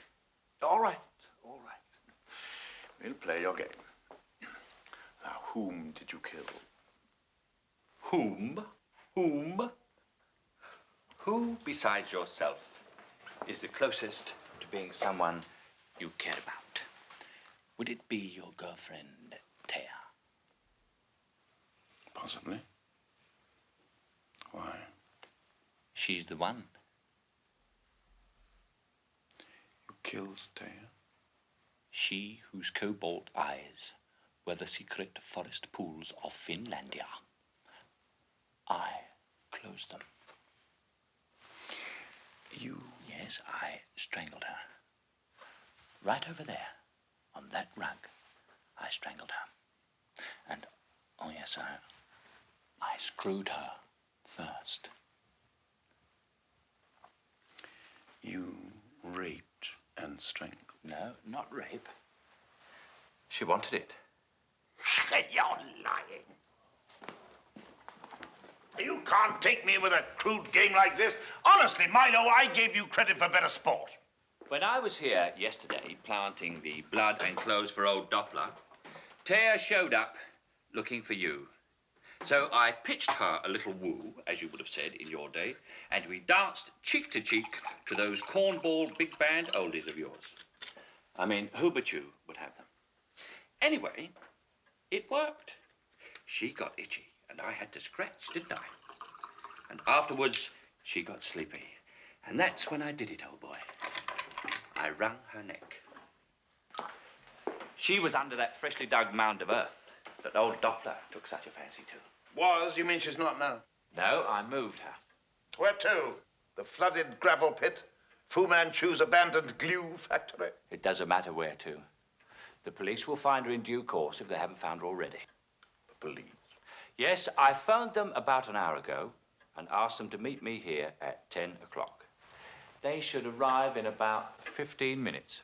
I'm sure they will, too. Led, no doubt, by intrepid Downy Inspector Doppler. No, it'll be a real cop, all right. Detective Sergeant Tarrant is his name. Check it, if you like. I told him a lot about you, Andrew. I said I knew you to be a man obsessed with games playing and murder considered as a fine art. Your life's great ambition, I said, of which you had often spoken, was to commit an actual real-life murder, hide the body, then leave clues linking you with the crime scattered about the house, convinced that the poor, simple-minded police would never recognize them for what they were. Please, sir, Andrew Wyke can't rest until he's committed a real murder, which is going to make fools out of all you coppers. Honestly. Tell that to the average desk sergeant and you'll find yourself strapped straight into the giggle jacket. Not so, in fact. I told them that if they didn't believe me, one look at your books and the furnishings of your house would confirm what I said about your obsessions.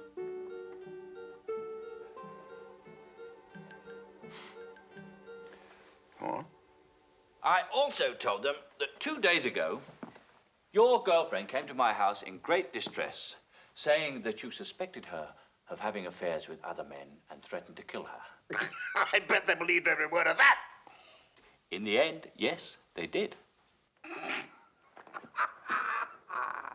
My dear boy, I do appreciate that in spite of your denials, you've been captivated by the spirit of games playing and the need, as you see it, to win at any cost. But frankly, you are trying too hard to be a big boy too soon.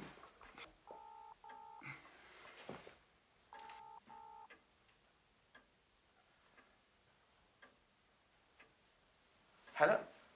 Hello, Joyce. Ha! It's Andrew. Can I speak to Taya? Hmm?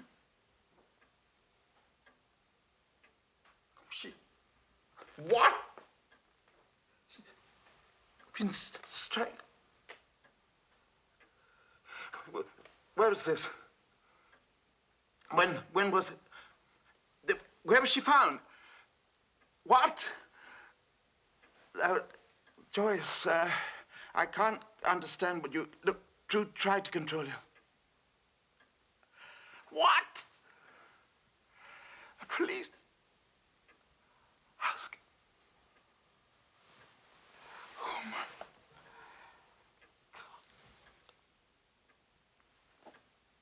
God. You should have believed me.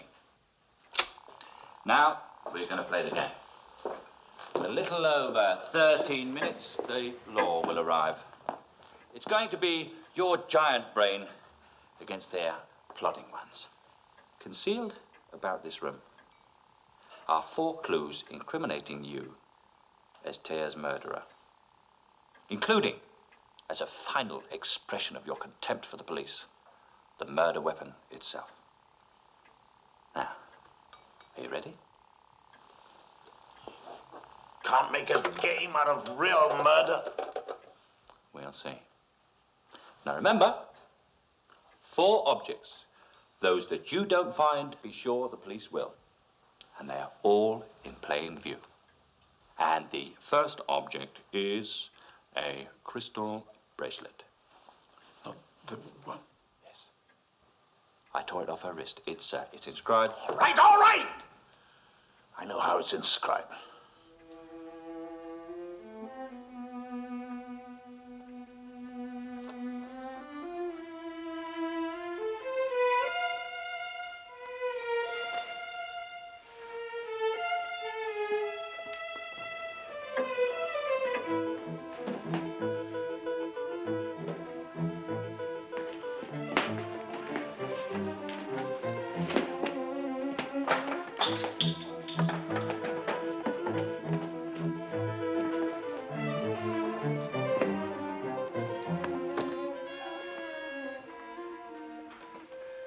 Would you like some help? Yes, damn you!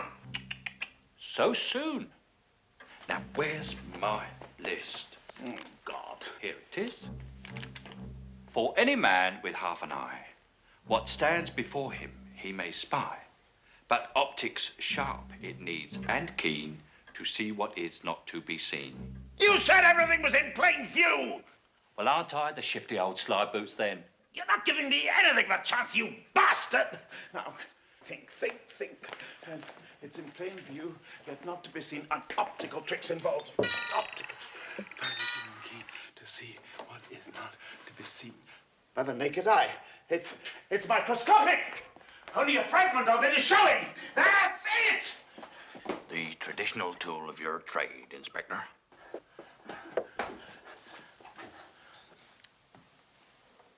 Why don't you ask yourself how your man Merrydick would go about the search? Merrydew, St. Lord, Merrydew! Calm, keep calm. Now, think, what are the properties of crystal? Hard, brilliant, transparent. You look through it, but you don't see it. That's the trick. Now, the only place to conceal a transparent thing so as to make it invisible and yet leave it in plain view is on or in another transparent thing like...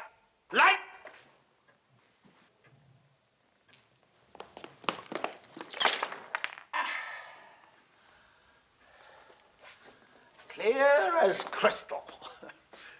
But I don't need to destroy this, do I? She could have left it here any time. True. Go on, what next? The next object is much more incriminating. Here's a little riddle which I'm sure one of your nannies must have taught you. 2 brothers we are, great burdens we bear, on which we are bitterly pressed. The truth is to say we are full all the day, and empty when we go to rest. I know that. Full, just a minute. All the day empty when we go to... I know! It's a pair of shoes!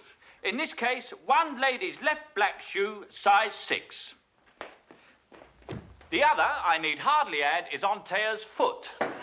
God, poor Taya! Poor Taya, eh? That's better. Do you know that's the first sign of sorrow you've shown since you heard of her death? I wouldn't put it here anyway. Or even upstairs among Marguerite's shoes. It's too obvious. Such grief is touching. You really are the salt of the earth. You know that, Andrew. By the way, that's a clue, if you're interested. Well, salt of the earth? Earth is buried. No, buried the other. Salt. Salt and pepper. Saltpeter. Salt water. Salt cellar. It's in the cellar!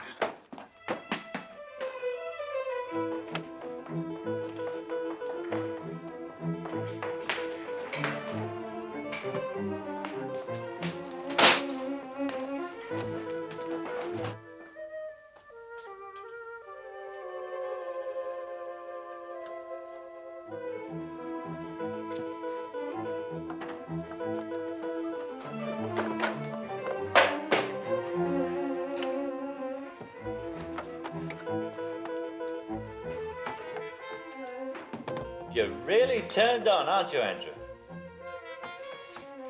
even though the game you're playing is for your own life. You're practically having it off. Shoe. I asked myself, if I was a black shoe, where would I hide?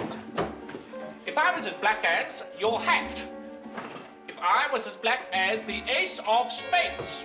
If I was as black as... Toe! Dirty bastard!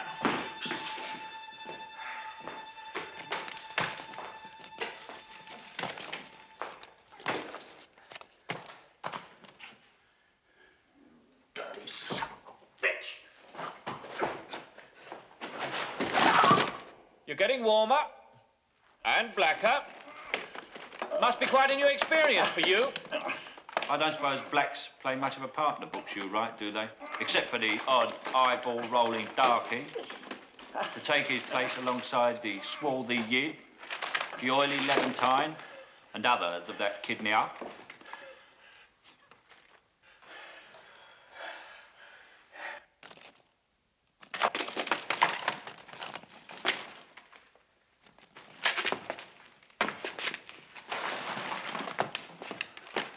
I'm sorry it's so messy.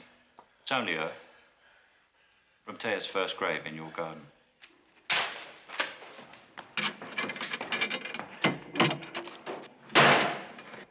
Not so bad. We're up to the clock, I think. Barely. Well, what's next? What do you find so damned amusing? What the hell are you laughing at? You sure you're all right? Yes, I'm all right, Jack. Jack? Simple-minded twit, you've been handing me the clue all along. It's Jolly Jack Tarts on the sailor. True. That's where it is. But this time, I am not going to tell you what it is. Right.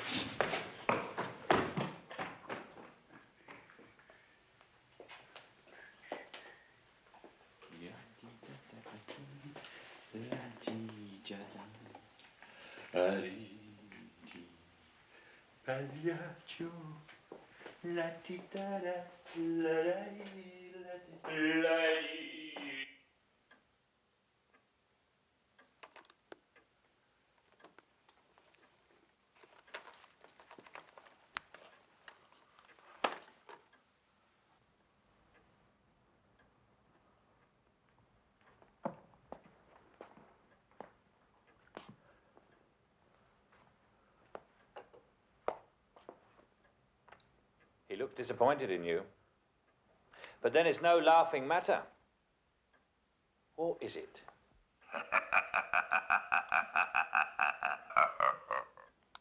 Do that again. My God, he's never winked at me before.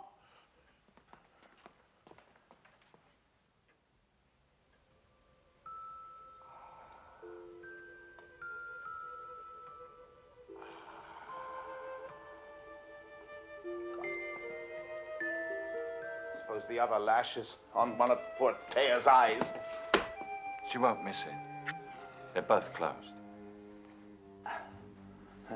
How much more time? You've got about 5 minutes. Hardly enough, I'd say. There's one more thing left, I think. The murder weapon. You strangled her over there with what? A rope? A belt? A scarf? Bit into her neck very deeply, Andrew. I had to pry it loose. Pay for that, I promise, you sadistic, bloody wop! I hope I didn't hear that correctly. You're certain to need more help. I'd hate to have to start giving you difficult Italian clues full of treachery and double meaning. All right.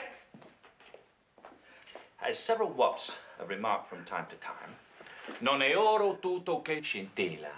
Well, is that a clue? Say the damn thing again, then. Non è oro tutto che scintilla. No, once more, please. Non è oro tutto che scintilla. Ora. Che ora? What's the time? No, ora pro nobis. No. Oro! Oro! Gold! Gold! or Otuto, all gold, scintillary, gold scintillates, glitters, all that glisters is not gold. There will always be in England. Strangled over something golden and scintillating. What's that? Musical cue, right now. Golden notes, golden scale, golden chord. It's a chord! You strangled over the golden chord, like everybody does. You hid it behind the bell pull. No, damn it, you didn't.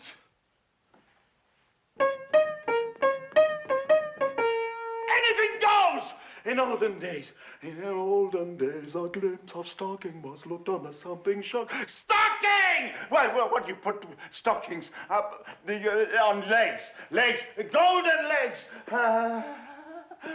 Lot of golden leg in the blasted house. Is it in this room? No capisco. Bastard! In olden days, a glimpse of stocking was looked on as something shocking. Now heaven knows, anything goes. The world has gone mad today and good.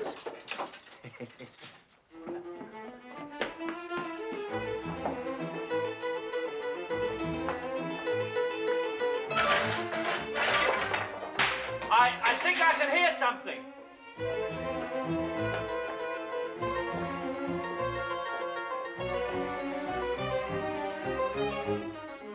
Andrew! What? They're here. The police are here.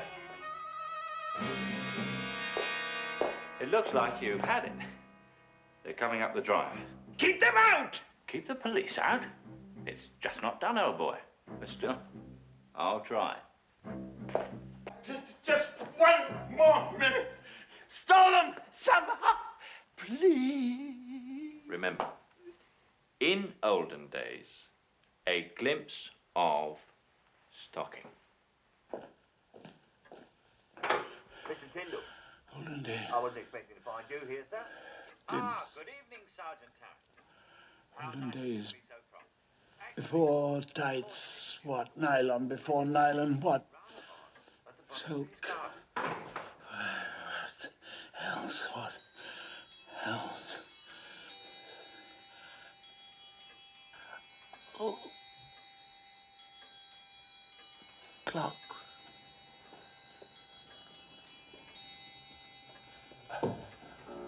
Stockings had clocks in olden days.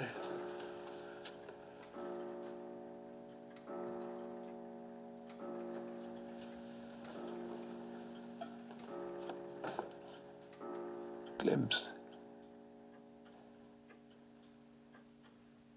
Now you see it. Now you don't.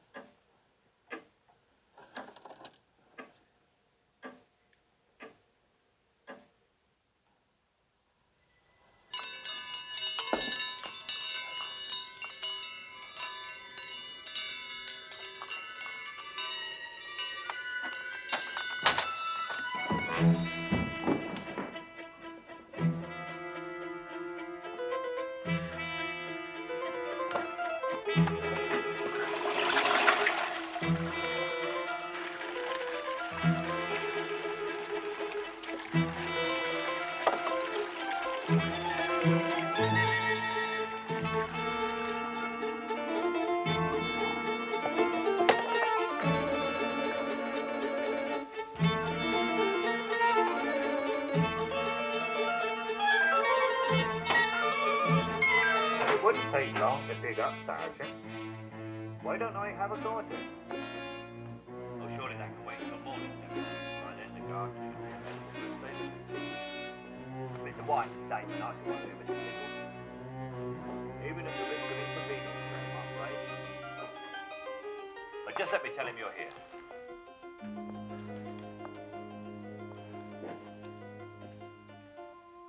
Andrew? Is it all right if I introduce Detective Sergeant Tarrant and Constable Higgs? Oh, yes, of course. Come in, gentlemen. Come in. Do.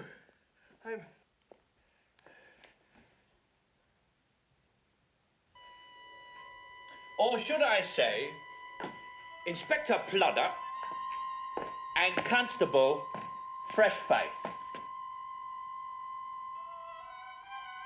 Thank you, Sergeant. We won't be needing you after all. That's all right, sir.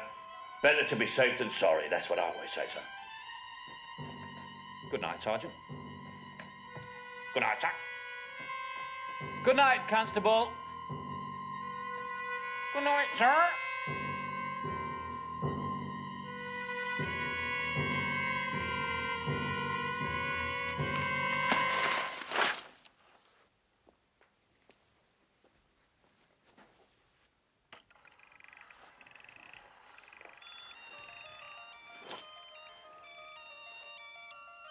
First, I suppose you'll want to know about Taya.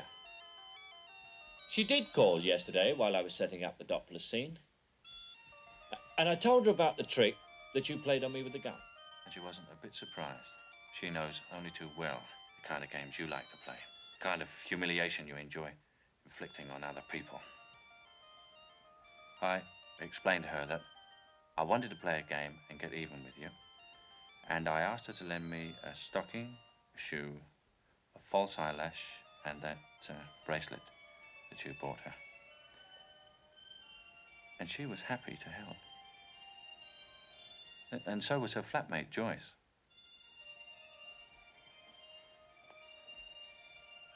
Would you like to phone Taya? She'll talk to you now. But then, you wouldn't have very much to say to her, would you? She's not really your mistress, is she? She told me that you and her haven't made it together for over a year. She also told me that you are practically impotent. Not at all, in fact. The selector's choice for the next Olympics. I warned you, Andrew. I don't play games for the sport! Particularly not games of humiliation. I know too much about that.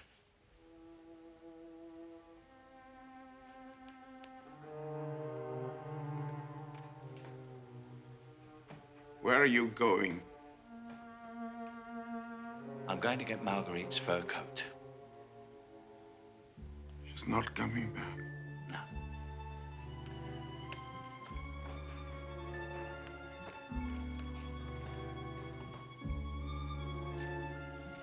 I live as I want to live. You know, I've been thinking of that writer you told me about. And it is my opinion that your detective stories are the normal recreation of snobbish, outdated, life-hating, ignoble minds. I'll get that fur coat now.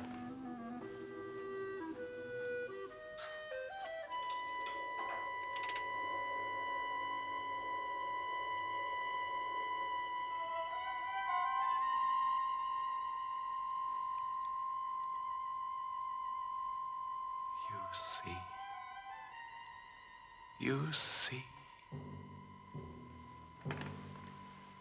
Inspector,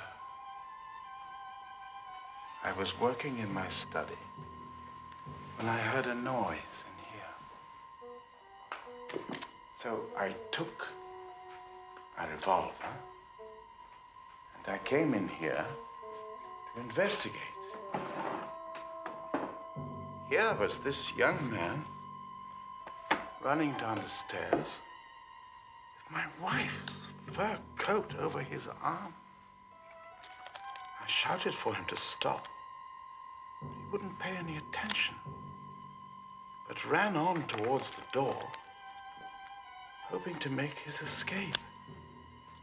Naturally, I fired. I aimed low. Believe me, Inspector, I did. The most appalling thing happened. I shot him dead. That's all right, sir. Don't distress yourself unduly. A thing like that could happen to anyone.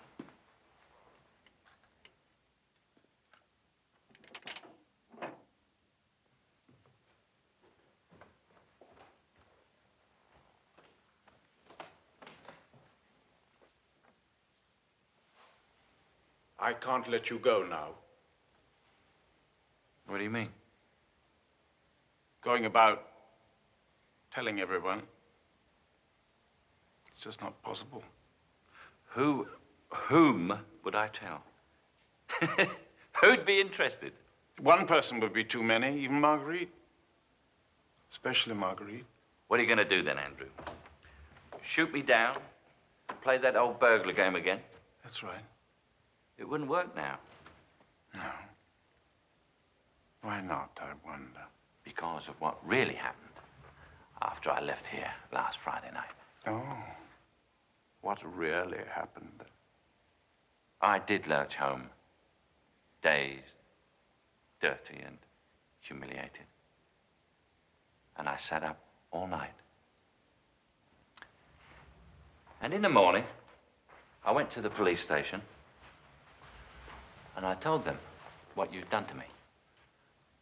And one of them, Detective Sergeant Tarrant, oh yes, he's real. He took me into a little room and we had a long chat. But I don't think he paid very much attention to anything I said. So I thought to myself, he's not going to do anything about this. No. Why not? You know the answer to that just as well as I do. In his eyes, I'm just some common little git who's been screwing the wife of a local knob and got what he deserved. So perhaps the police won't come by as they said they would. But even if they don't, they'd never believe that burglar story of yours.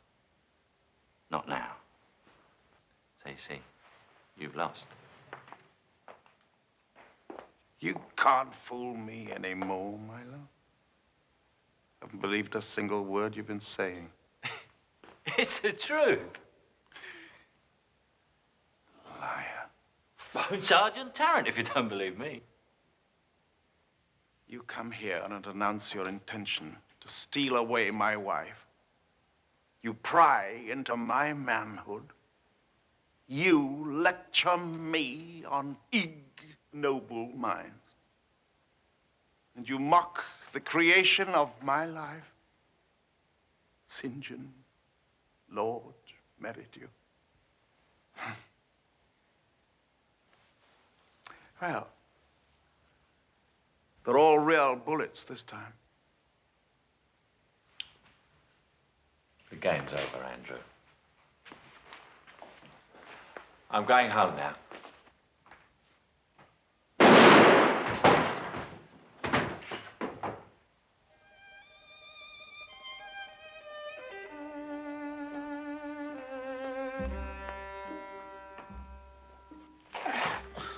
Milo, you do see, well, not really, a very good games player.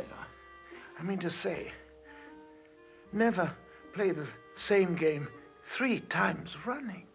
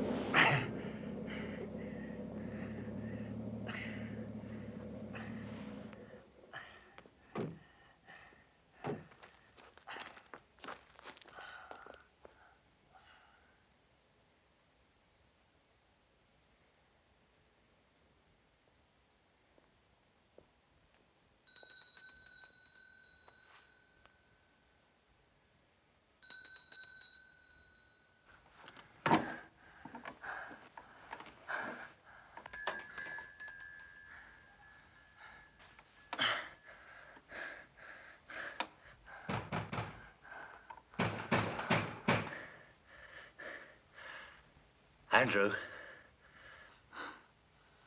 don't forget. Be sure and tell them it was just a bloody game.